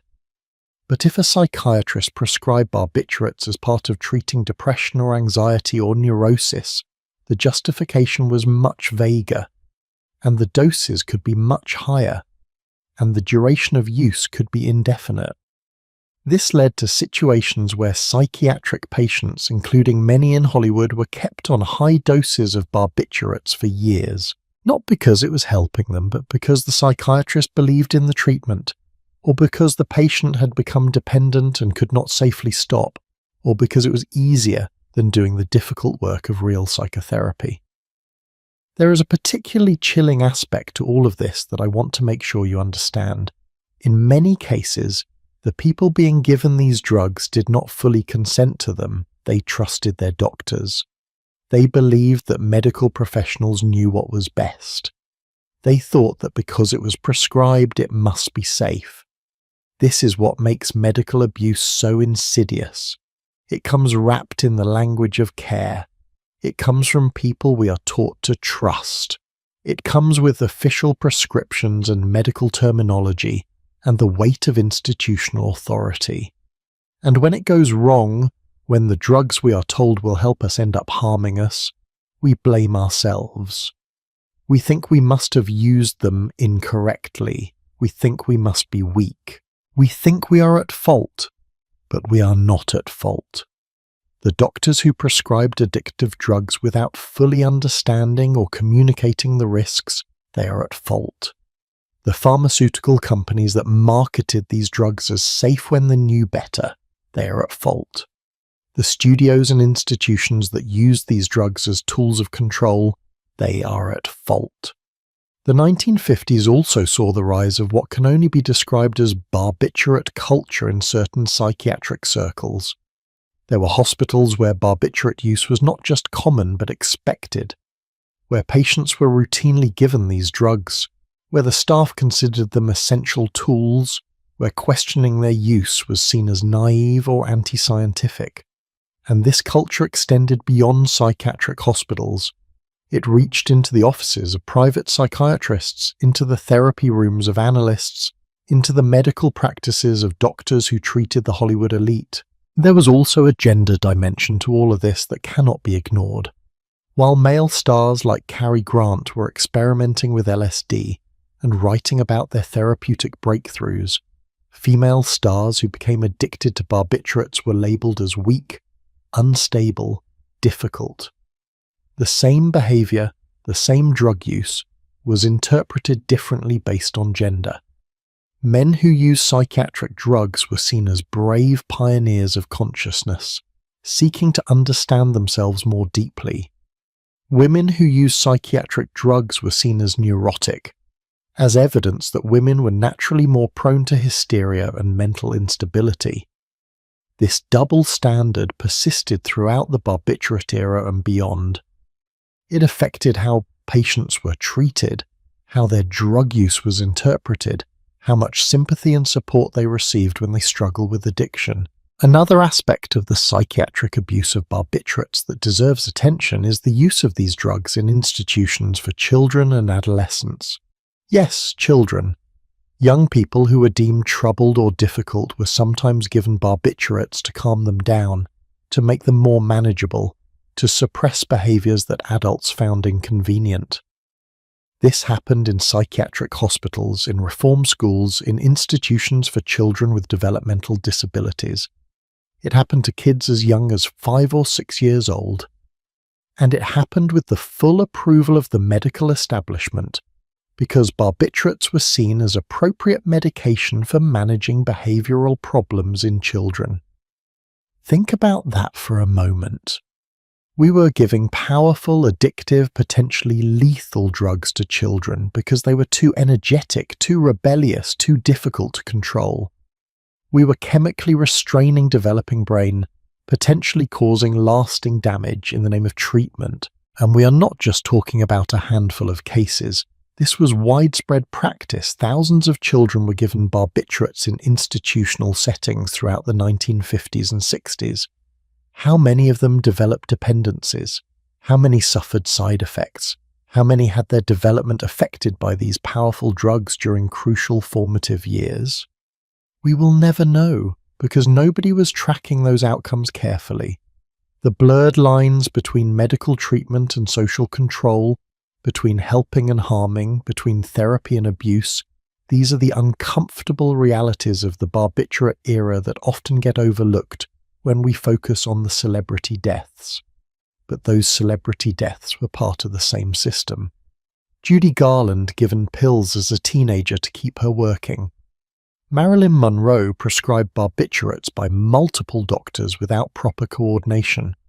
Dorothy Kilgallen dying under mysterious circumstances with barbiturates in her system. These were not isolated incidents. They were symptoms of a medical culture that had become far too comfortable with powerful, dangerous drugs. And that culture persisted even as the evidence of harm mounted, even as the death toll climbed, even as psychiatrists themselves began publishing papers questioning the wisdom of widespread barbiturate use in psychiatric practice. Why? Because changing course would have required admitting that the profession had been wrong. It would have required acknowledging that sleep therapy did not work as promised. It would have required confronting the uncomfortable reality that psychiatrists had been inadvertently creating addicts while claiming to heal minds. That kind of institutional self-examination is rare. It is much easier to keep doing what you have always done, to rationalize the problems as exceptional cases, to believe that with proper technique and proper patient selection the treatments can work. But while psychiatrists were using barbiturates in questionable therapeutic practices, and while Hollywood studios were using them to control their stars, the legal and regulatory environment was finally beginning to shift. Because by the late 1960s, the barbiturate crisis had become impossible to ignore. The body count was too high, the evidence was too clear, and a new generation of lawmakers was ready to take action. That action came in the form of the Comprehensive Drug Abuse Prevention and Control Act of 1970, a law that would reshape how America dealt with dangerous drugs. But would it be enough? And would the pharmaceutical industry simply pivot to new drugs that promised the same benefits without the risks? That is what we need to explore next. Change in America often comes too late, and when it finally arrives, it comes in the form of bureaucracy and legislation that tries to fix yesterday's crisis, while tomorrow's crisis is already brewing. That is exactly what happened with the legal response to the barbiturate epidemic. By the time lawmakers finally took decisive action, tens of thousands of people had already died, and the pharmaceutical industry, ever resourceful, was already preparing to sell America the next miracle cure. But let us start with the laws themselves, because they tell a story about how slowly institutions move even when lives are at stake. The 1938 Food, Drug and Cosmetic Act was the first major federal law to regulate barbiturates. This law gave the newly empowered Food and Drug Administration authority over drug safety and marketing. One of the FDA's first actions was to require prescriptions for barbiturates. No more over-the-counter sales. If you wanted barbiturates, you needed to see a doctor. On paper, this sounds like a reasonable safeguard. Doctors would evaluate patients, determine if barbiturates were truly necessary, monitor their use, prevent abuse. In practice, we have already seen how well that worked. Doctors prescribed barbiturates freely, patients became dependent, and the crisis deepened. The 1938 law was not enough because it did not address the fundamental problem. Barbiturates were inherently dangerous, and making them prescription only did not change that. It just added a thin veneer of medical oversight to a fundamentally flawed system. Throughout the 1940s and 50s, as the death toll mounted, there were calls for stricter regulation. Medical associations issued warnings, public health officials published reports, journalists wrote exposés, but the pharmaceutical industry had powerful lobbyists and deep pockets. They fought against any regulation that might reduce their profits, and they were very successful at framing the debate. Their argument went like this: barbiturates are valuable medical tools. When used properly under medical supervision, they are safe and effective. The problem is not the drugs themselves, but patients who abuse them. Therefore, the solution is not to restrict access to these important medications, but to educate doctors and patients about proper use. This argument sounds reasonable until you think about it for more than 5 seconds. Because we already knew that even proper use led to tolerance and dependence. We already knew that the therapeutic window was dangerously narrow. We already knew that combining barbiturates with alcohol was often lethal. The problem was not primarily patient abuse. The problem was that the drugs themselves were too dangerous for widespread prescription use, but the pharmaceutical industry's framing won out, at least for a while. And so barbiturate production continued to climb throughout the 50s and into the 60s. Then came the counterculture movement. The 1960s brought a generational shift in how Americans, especially young Americans, thought about drugs and authority. The kids who grew up watching their parents pop pills and drink cocktails every night were not buying the line that marijuana was dangerous while barbiturates were medicine. They started asking uncomfortable questions. Why is it okay for my mother to be addicted to Seconal, but not okay for me to smoke pot? Why are we arresting people for using recreational drugs when doctors are creating addicts with prescription drugs? Who decides which drugs are medicine and which drugs are illegal? And are those decisions based on science or on politics? These questions created political pressure. And when Richard Nixon became president in 1969, he made drug policy a major focus of his administration. Now, Nixon's drug policies were deeply flawed and often racist in their application. But one thing his administration did accomplish was to push through comprehensive federal legislation on controlled substances. The result was the Comprehensive Drug Abuse Prevention and Control Act of 1970. This was a landmark piece of legislation that completely reorganized how America classified and regulated drugs. It created 5 schedules of controlled substances, from Schedule 1, the most restrictive, for drugs with no accepted medical use and high potential for abuse, down to Schedule 5 for drugs with accepted medical uses and low potential for abuse. Where did barbiturates end up in this new system? Most of them were classified as Schedule 2, 3 or 4, depending on their specific characteristics. Schedule 2 drugs, which include many of the short-acting barbiturates that were most commonly abused, require a written prescription from a doctor. No refills are allowed without a new prescription. There are strict record-keeping requirements. Pharmacies must store these drugs securely. There are limits on how much can be prescribed at once. These restrictions made a real difference. Barbiturate prescriptions dropped dramatically after 1970. Doctors became much more cautious about prescribing these drugs. The casual, "Here, take these pills and you will sleep better" approach that had been so common in the 50s and 60s became much less common. But here is the thing about the 1970 Controlled Substances Act. It was fighting the last war. By the time it was passed, a new generation of sedative drugs was already on the market. Drugs that pharmaceutical companies claimed were safer than barbiturates. Drugs that would eventually create their own epidemic of dependence and death. I am talking about benzodiazepines. Drugs like Valium, Librium, Xanax, Ativan. You have heard of them, right? You probably know someone who takes them. Maybe you take them yourself. These drugs were introduced in the late 1950s and early 1960s as barbiturate substitutes. The marketing message was clear: all the benefits of barbiturates without the risks. Safe, effective, non-addictive. Except they were addictive, they caused dependence, they had dangerous withdrawal symptoms, they were deadly when combined with alcohol.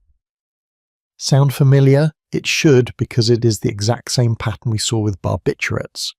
Valium was approved by the FDA in 1963. Within a few years, it became the most prescribed drug in America. By the mid-1970s, tens of millions of Americans were taking Valium regularly. It was marketed aggressively, and especially to women, with advertisements showing harried housewives and working women finding relief from anxiety through this little yellow pill. The same pharmaceutical company tactics that had worked for barbiturates were employed for benzodiazepines. Sales representatives visited doctors with free samples. Medical journals ran advertisements emphasizing safety and efficacy while downplaying risks. The drugs were prescribed freely for everything from anxiety to insomnia to muscle tension, And just like with barbiturates, it took years for the medical community to fully acknowledge the addiction potential of benzodiazepines. It took years for restrictions to be put in place. It took years of people becoming dependent, years of overdose deaths, years of withdrawal nightmares, before society woke up to the fact that we had simply replaced one problematic drug class with another. But let us go back to the 1970s for a moment, because there were other attempts to regulate barbiturates beyond the Controlled Substances Act. One interesting development came from the insurance industry. Life insurance companies started denying coverage or charging higher premiums to people with histories of barbiturate use. They recognized what the medical community was slow to acknowledge. These drugs were killing people in large numbers, and anyone using them long-term was a higher risk. This created a perverse incentive. Patients who needed life insurance learned to lie about their barbiturate use. Doctors learned to prescribe under different names or to code their prescriptions in ways that would not trigger insurance red flags. The problem did not go away. It just went underground. Another development was the rise of the Drug Enforcement Administration, or DEA, which was created in 1973. The DEA was tasked with enforcing the new Controlled Substances Act. They tracked barbiturate production, monitored prescriptions, investigated doctors who were over-prescribing, and cracked down on illegal distribution. The DEA's efforts did reduce the flow of barbiturates to some extent, but they also highlighted a fundamental tension in drug policy. Barbiturates were legitimate medications with genuine medical uses, particularly for epilepsy and anesthesia. Restricting access too much would harm patients who genuinely needed these drugs. But failing to restrict access meant continued abuse and death. Finding the right balance was nearly impossible, and in many ways we still have not found it. There is also an international dimension to the barbiturate story that is worth exploring. The United States was not the only country grappling with barbiturate addiction. Britain, for instance, had a massive problem throughout the 50s and 60s. Barbiturate overdose became the leading method of suicide in England and Wales during this period. The British response was somewhat different from the American approach. They focused more on limiting the amount of barbiturates that could be prescribed at one time and on restricting the total quantity a patient could possess. The idea was to prevent people from accumulating large stashes that could be used for suicide attempts. Did it work? Partially. Suicide rates by barbiturate overdose did decline in Britain after these restrictions were implemented. But like in America, the restrictions came decades after the problem was first identified. Other European countries had similar stories. Germany, where barbiturates were invented, struggled with addiction and overdose throughout the 20th century. France had its own barbiturate crisis. Australia and Canada dealt with similar issues. This was a global problem, not just an American one. And here is what is striking when you look at the international response. Every country was slow to act. Every country prioritized pharmaceutical industry profits and physician autonomy over public health. Every country allowed tens of thousands of preventable deaths before implementing meaningful restrictions. Why? Because changing drug policy is politically difficult. It requires confronting powerful interests. It requires admitting that the medical establishment made mistakes. It requires overcoming inertia and changing deeply ingrained prescribing patterns. Let me tell you about one attempt at reform that was particularly interesting.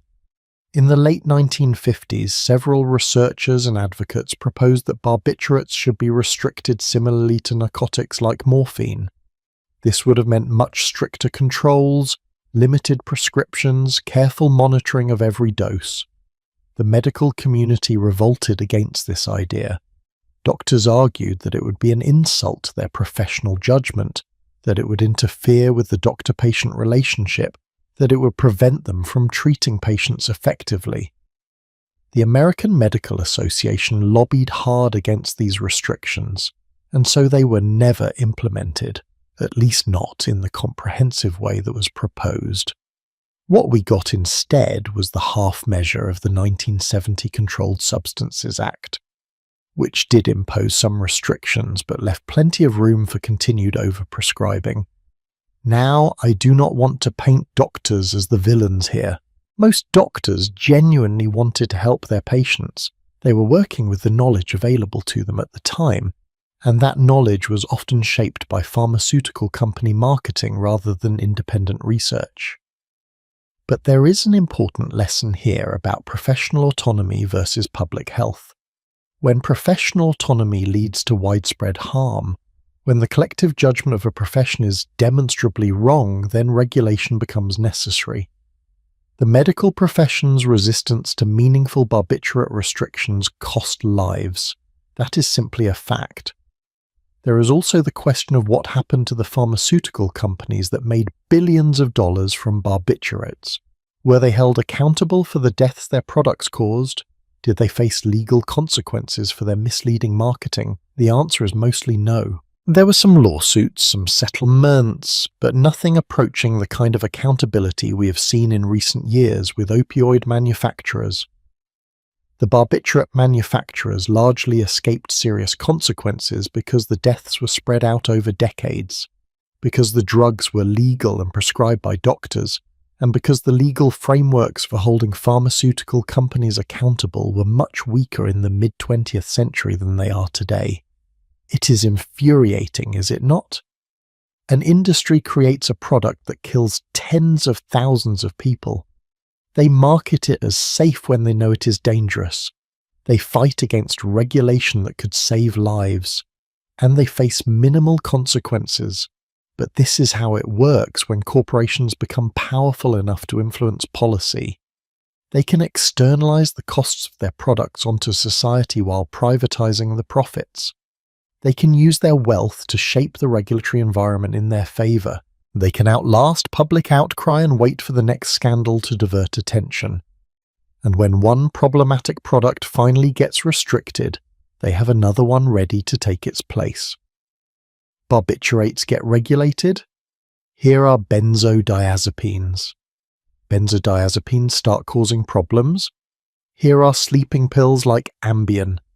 Each new generation of drugs is marketed as safer than the last.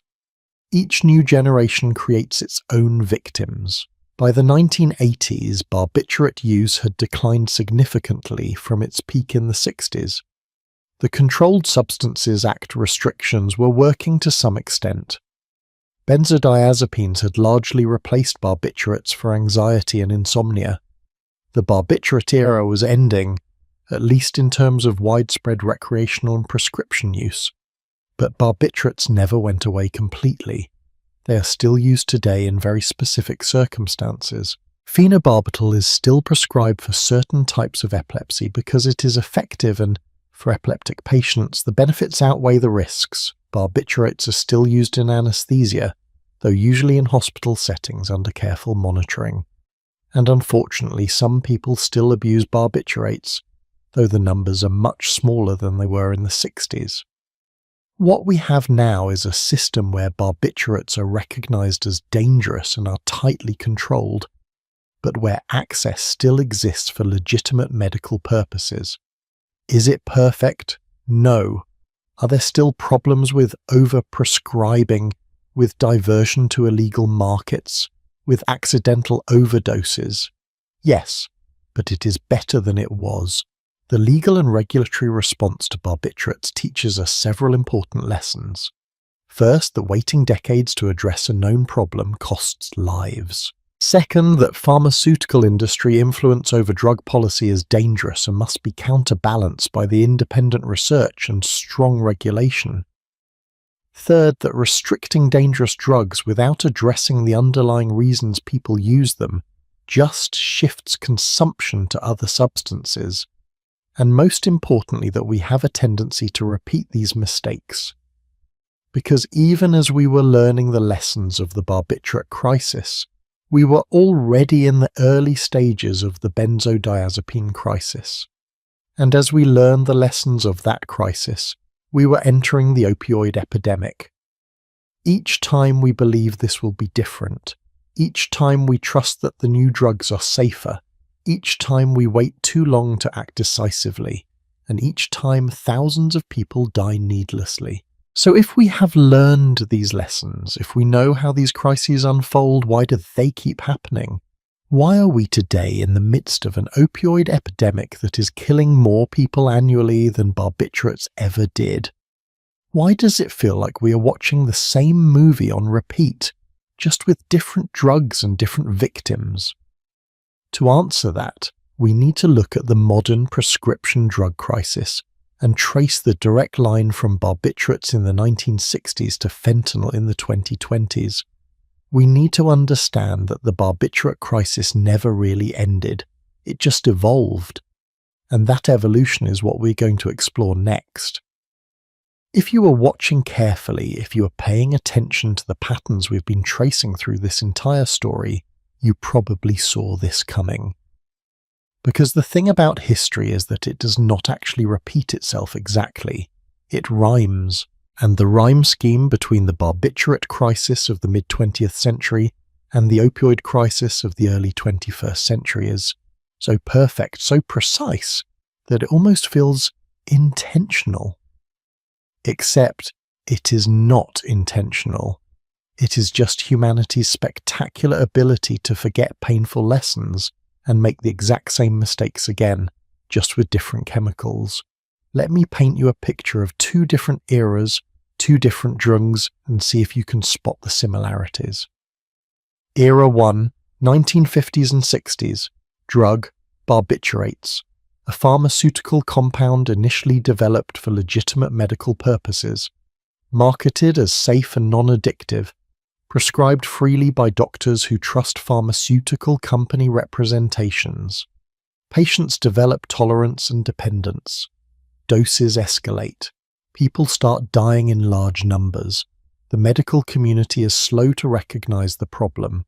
Pharmaceutical companies fight regulation. By the time serious restrictions are implemented, tens of thousands are dead. Era 2, 1990s through 2020s. Drug, opioids. A class of pharmaceutical compounds initially developed for legitimate medical purposes. Marketed as safe and non-addictive when used as prescribed. Prescribed freely by doctors who trust pharmaceutical company representations. Patients develop tolerance and dependence. Doses escalate. People start dying in large numbers. The medical community is slow to recognize the problem. Pharmaceutical companies fight regulation. By the time serious restrictions are implemented, hundreds of thousands are dead. Do you see it? It is the same story, the same arc, the same betrayals, the same lies. The only difference is the scale. The opioid crisis has killed far more people than barbiturates ever did, partly because the drugs are more potent, partly because the crisis has lasted longer, and partly because we still have not figured out how to stop it. But let us trace this evolution carefully, because the connection between barbiturates and opioids is not just metaphorical. It is direct, causal, and deeply instructive. When barbiturate prescriptions declined in the 70s and 80s, thanks to tighter regulations, there was still enormous demand for drugs that could relieve pain, reduce anxiety, and help people sleep. The underlying problems that had driven barbiturate use, things like chronic pain, anxiety disorders, insomnia, work stress, trauma, these did not go away when barbiturates became harder to get. The people suffering from these problems still needed help. Enter benzodiazepines. As we discussed briefly, these drugs became the dominant sedative hypnotic medications of the late 20th century. Valium, Xanax, Ativan, Klonopin. Different names, same basic mechanism. They work on GABA receptors in the brain, just like barbiturates, but through a slightly different pathway. and that slight difference was marketed as making them safer. Were they safer? Marginally, maybe.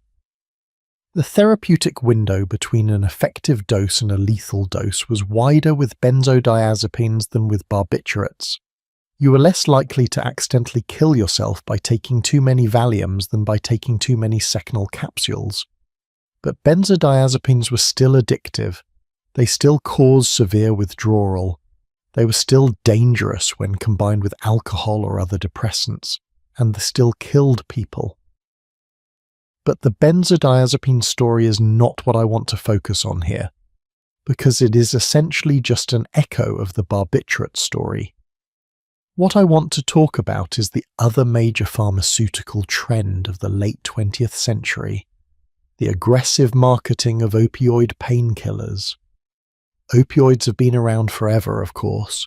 Morphine, derived from opium poppies, has been used for pain relief for thousands of years. But in the 20th century, pharmaceutical companies developed synthetic and semi-synthetic opioids that were more potent and more easily prescribed than traditional morphine. Throughout most of the 20th century, doctors were very cautious about prescribing opioids for chronic pain. They reserved these drugs for acute pain like post-surgical recovery or for terminal cancer patients. There was a widespread understanding in the medical community that opioids were highly addictive and should be used sparingly. Then came 1996. A pharmaceutical company called Purdue Pharma introduced a new formulation of an old opioid called oxycodone. They called it OxyContin, and they marketed it with a campaign that was, in retrospect, almost identical to how barbiturates had been marketed 60 years earlier. The key claim was this: OxyContin, because of its time-release formulation, was less addictive than other opioids. Patients could take it for chronic pain without developing dependence. It was safe for long-term use. Doctors could prescribe it freely without worrying about creating addicts. Does this sound familiar? It should. It is the same lie pharmaceutical companies told about barbiturates. Safe, non-addictive when used as prescribed. The perfect solution to a widespread problem. Purdue Pharma backed up these claims with aggressive marketing. They sent sales representatives to doctors' offices. They sponsored continuing medical education seminars where doctors were taught that pain was being undertreated in America and that opioids were a safe and effective solution. They created patient advocacy groups that pushed for better pain management.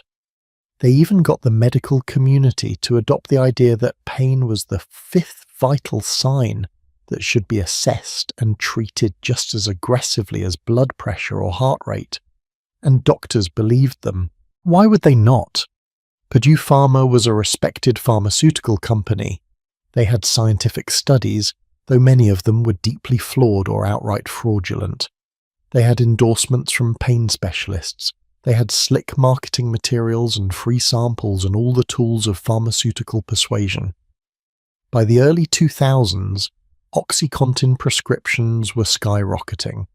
Doctors were prescribing opioids not just for acute pain or terminal cancer, but for chronic back pain, for arthritis, for headaches, for any kind of ongoing discomfort.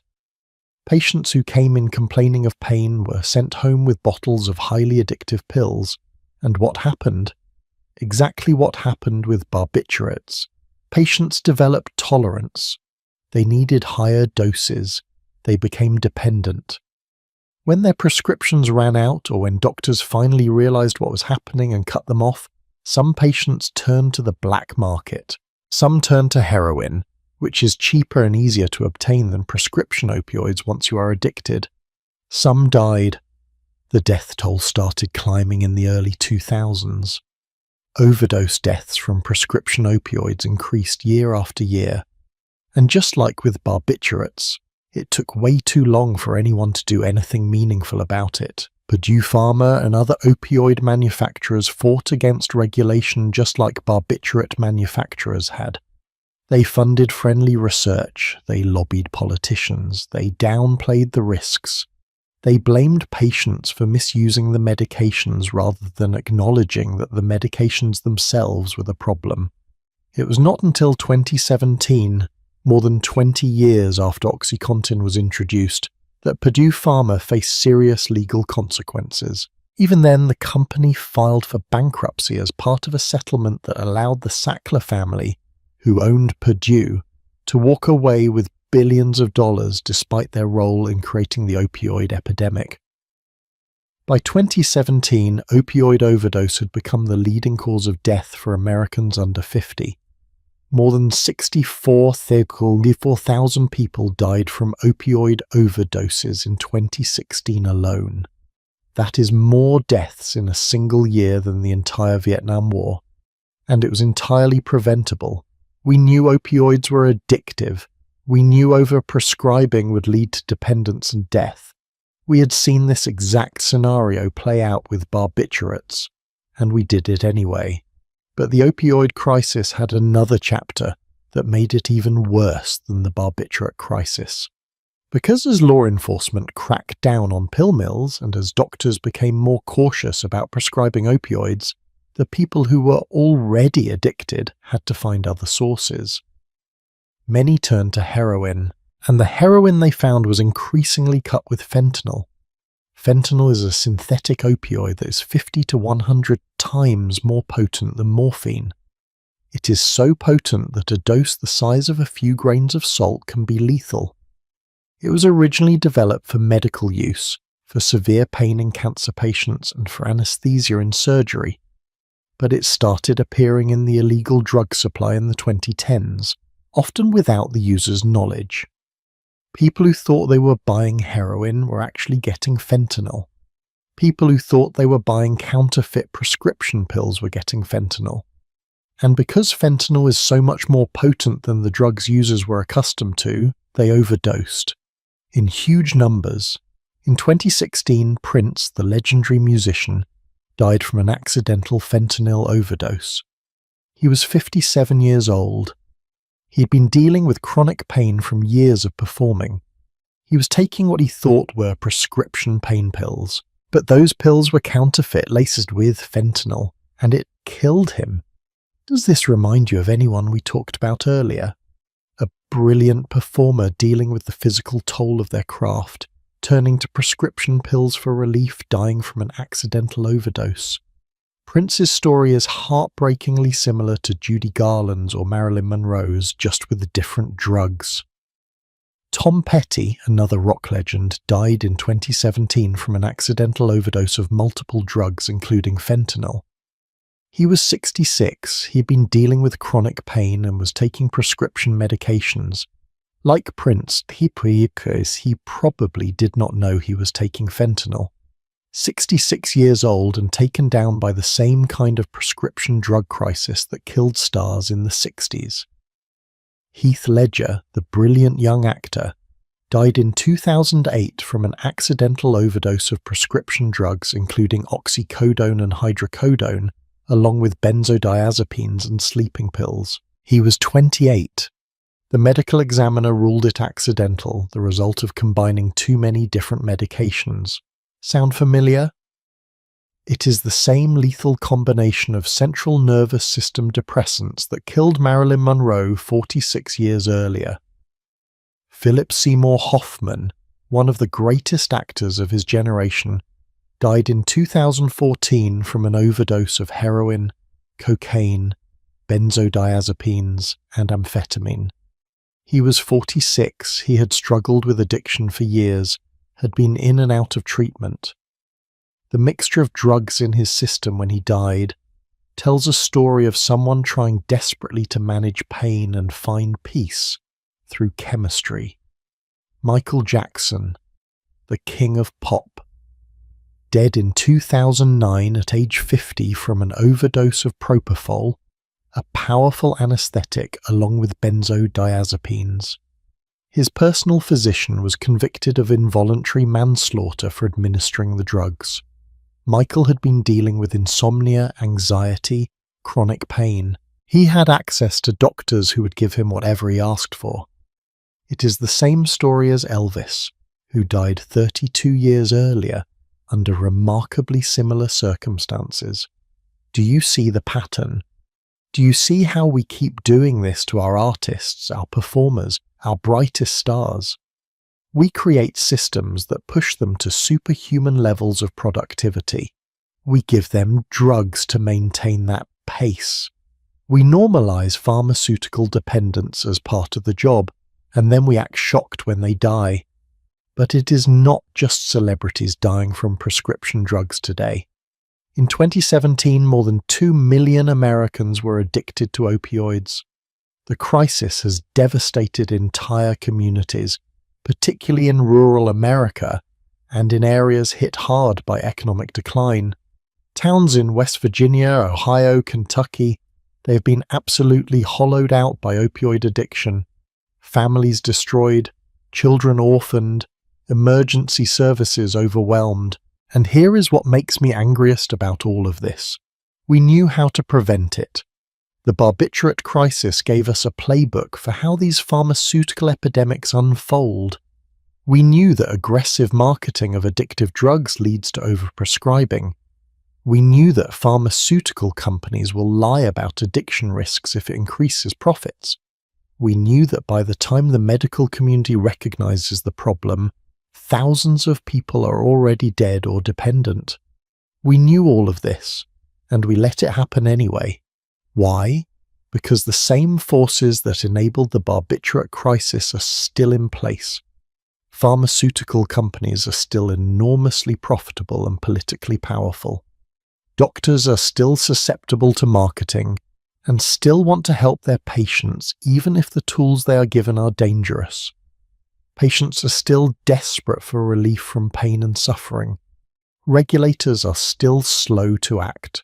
And American culture still wants pharmaceutical solutions to problems that might be better addressed through other means.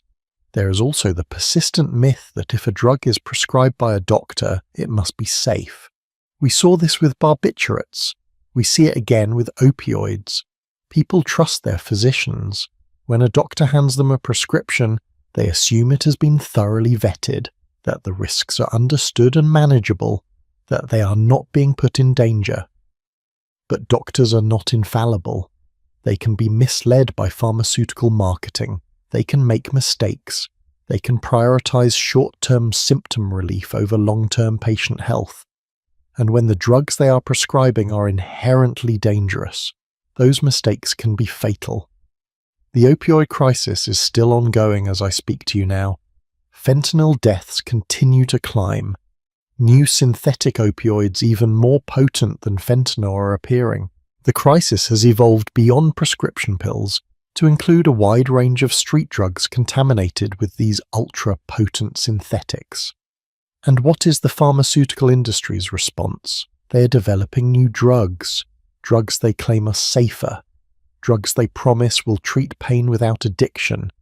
And if history is any guide, some of those claims will turn out to be exaggerated or false, and in 20 years we'll be dealing with yet another pharmaceutical crisis. There is something deeply broken in a system that allows this to happen over and over again.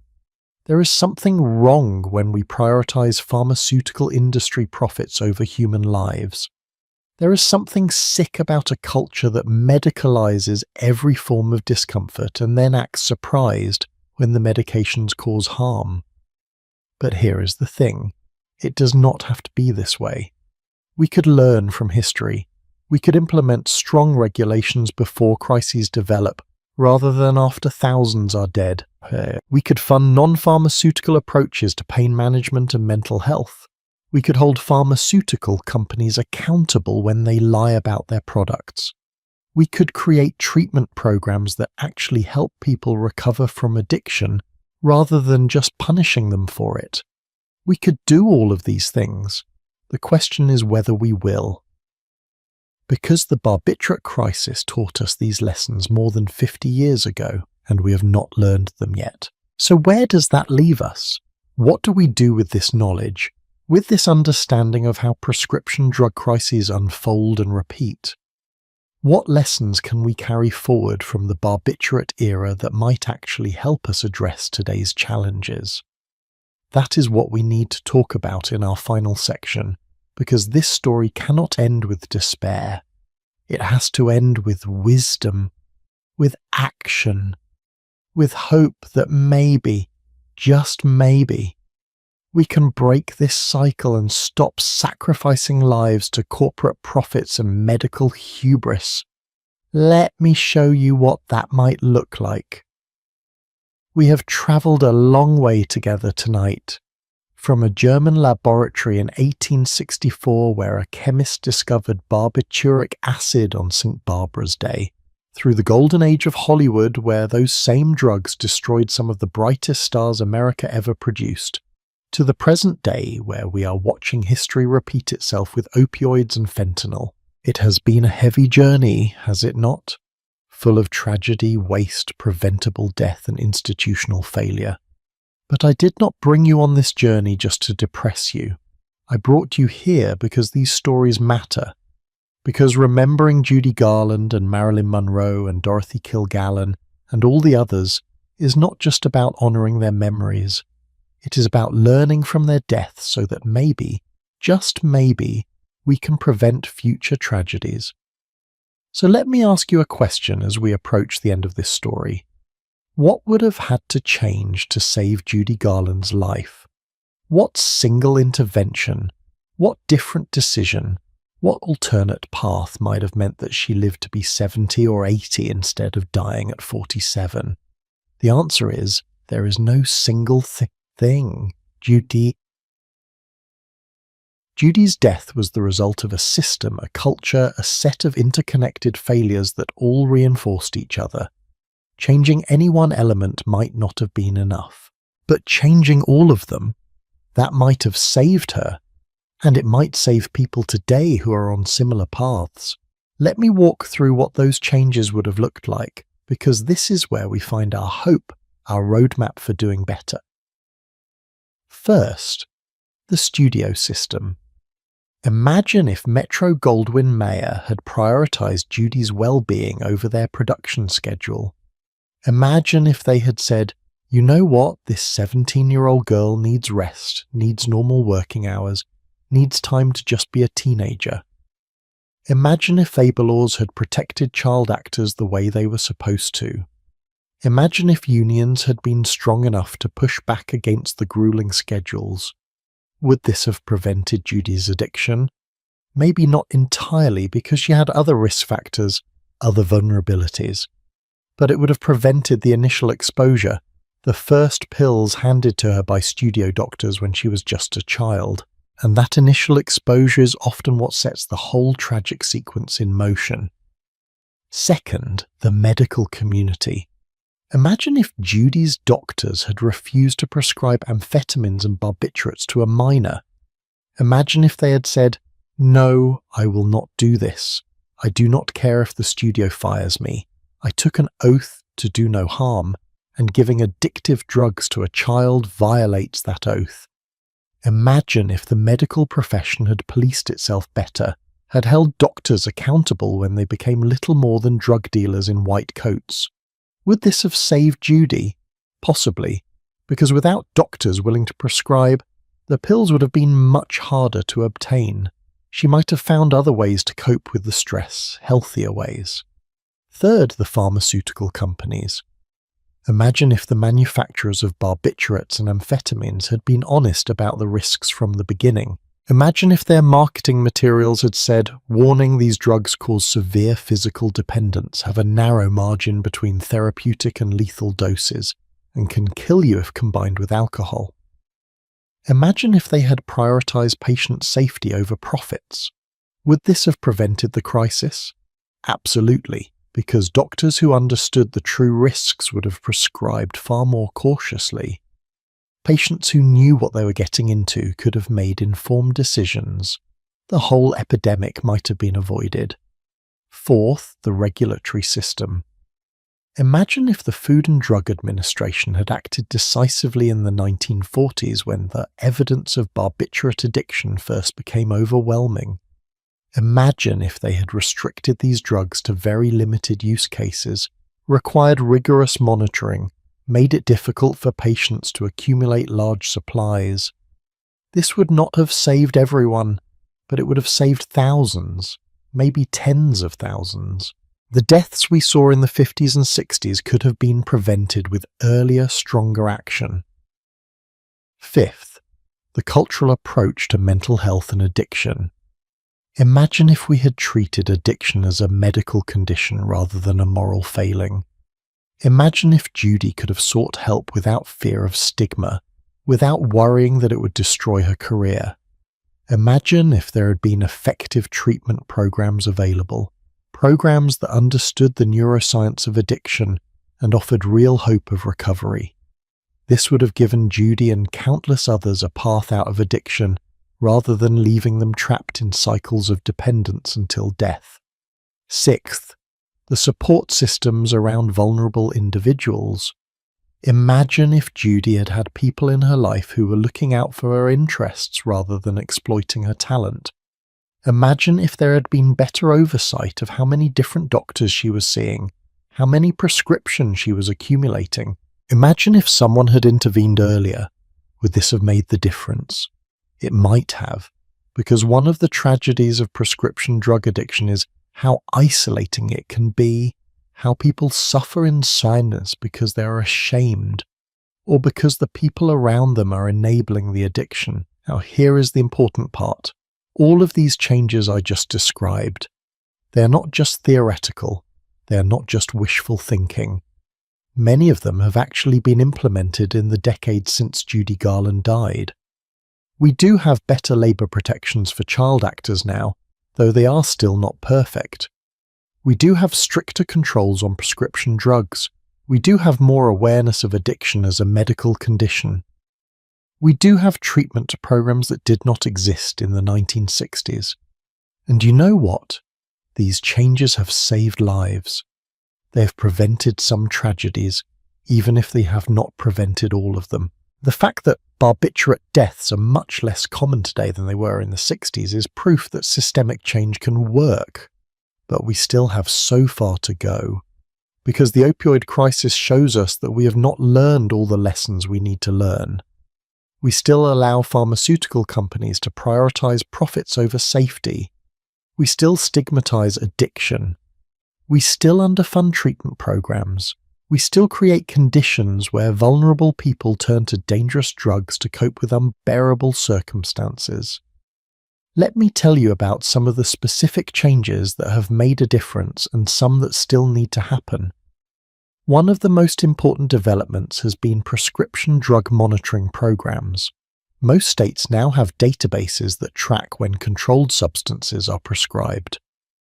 If you go to Dr. A and get a prescription for oxycodone, then go to Dr. B and try to get another prescription, Dr. B can check the database and see what Dr. A prescribed. This makes doctor shopping much harder. Does it work perfectly? No, but it does reduce prescription drug abuse. It would have helped Marilyn Monroe, who was seeing multiple doctors and accumulating prescriptions from all of them. If those doctors had been able to see what the others were prescribing, they might have realized the danger. Another important change has been better education for doctors about addiction and pain management. Medical schools now teach more about the neuroscience of addiction, about the risks of opioids and other controlled substances, about non-pharmaceutical approaches to pain. Doctors coming out of medical school today are more skeptical of pharmaceutical company marketing than their predecessors were. We have also seen changes in how addiction treatment works. There are now medications like buprenorphine and methadone that can help people recover from opioid addiction by reducing cravings and withdrawal symptoms. These medications are not perfect, and there is debate about whether they just substitute one dependence for another. But they do save lives. They give people a chance at recovery who might not have survived otherwise. The cultural shift around mental health has been significant too. It is much more acceptable now to talk about therapy, about medication for depression or anxiety, about struggling with mental health issues. The stigma has not disappeared, but it has lessened. People are more likely to seek help now than they were in Judy Garland's era.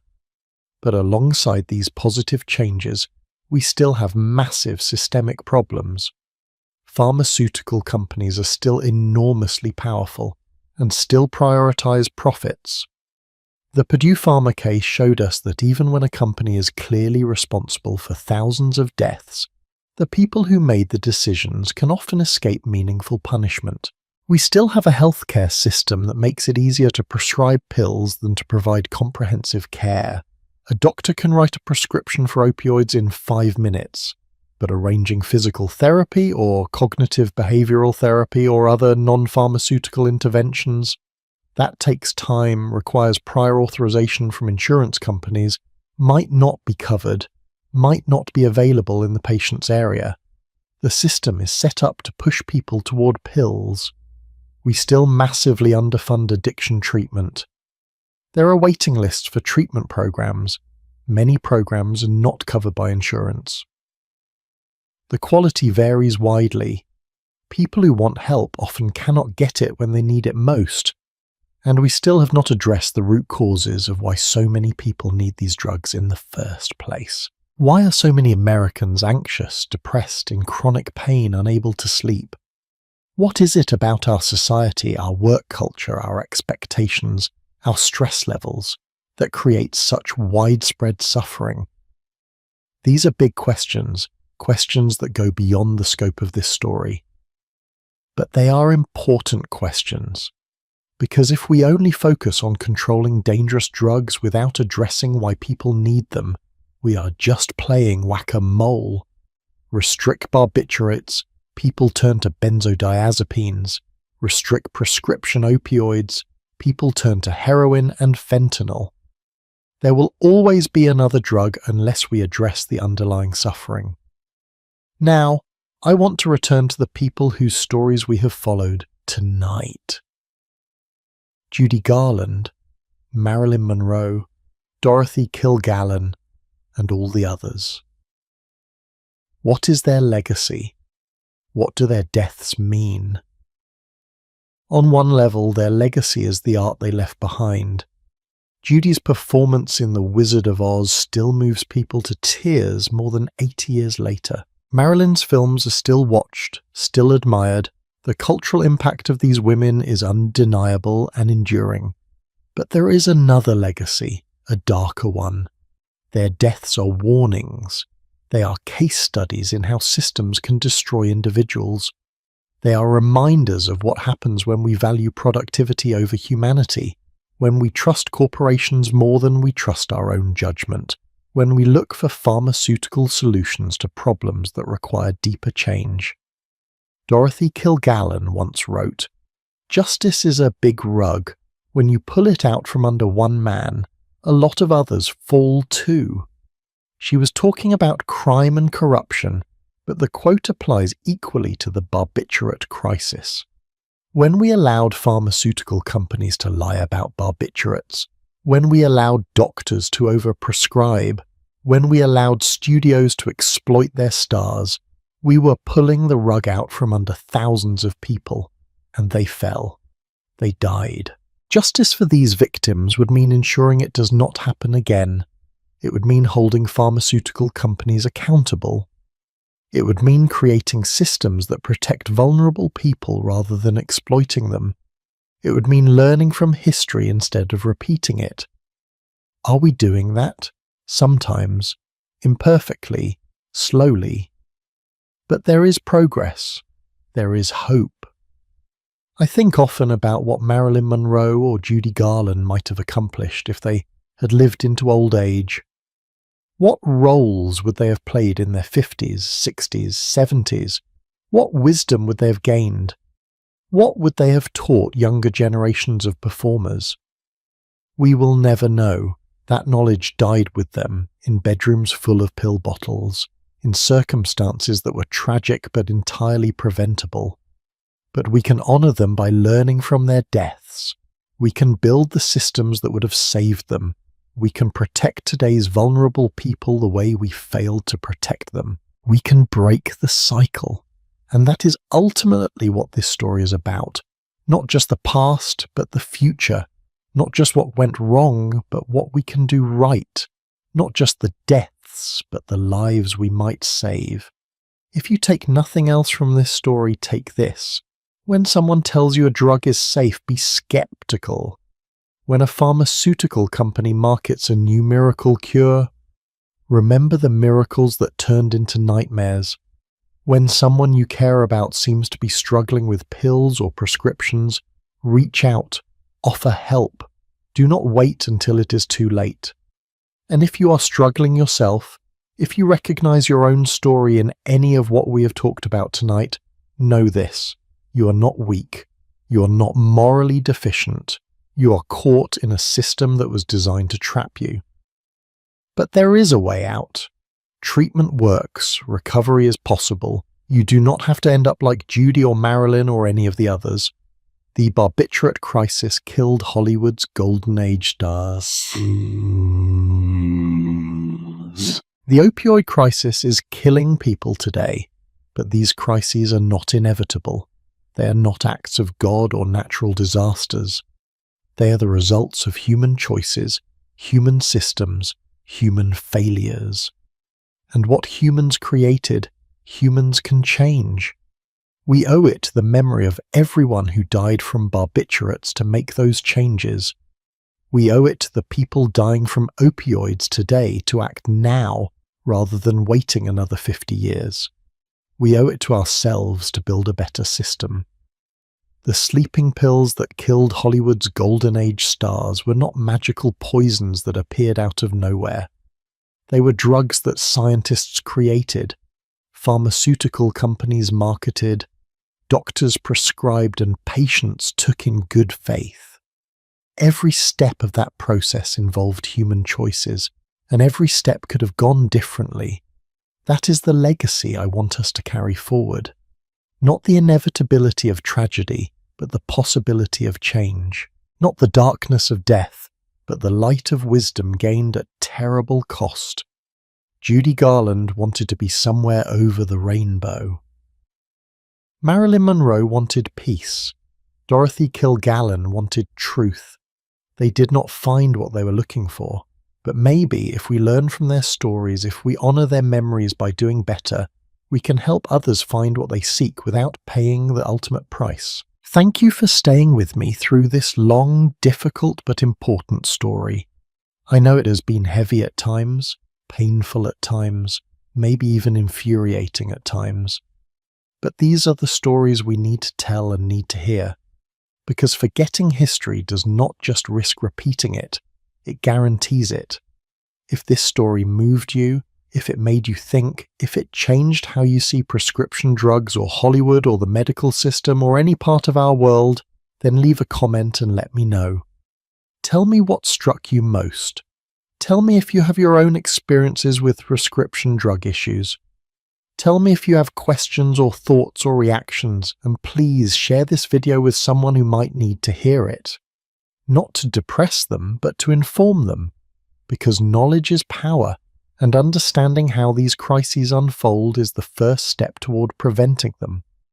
I will be back soon with another story from history, another journey into the past that illuminates the present. Until then, take care of yourselves, question what you are told, protect the vulnerable, and remember that every pill bottle has a story, and not all of those stories have happy endings.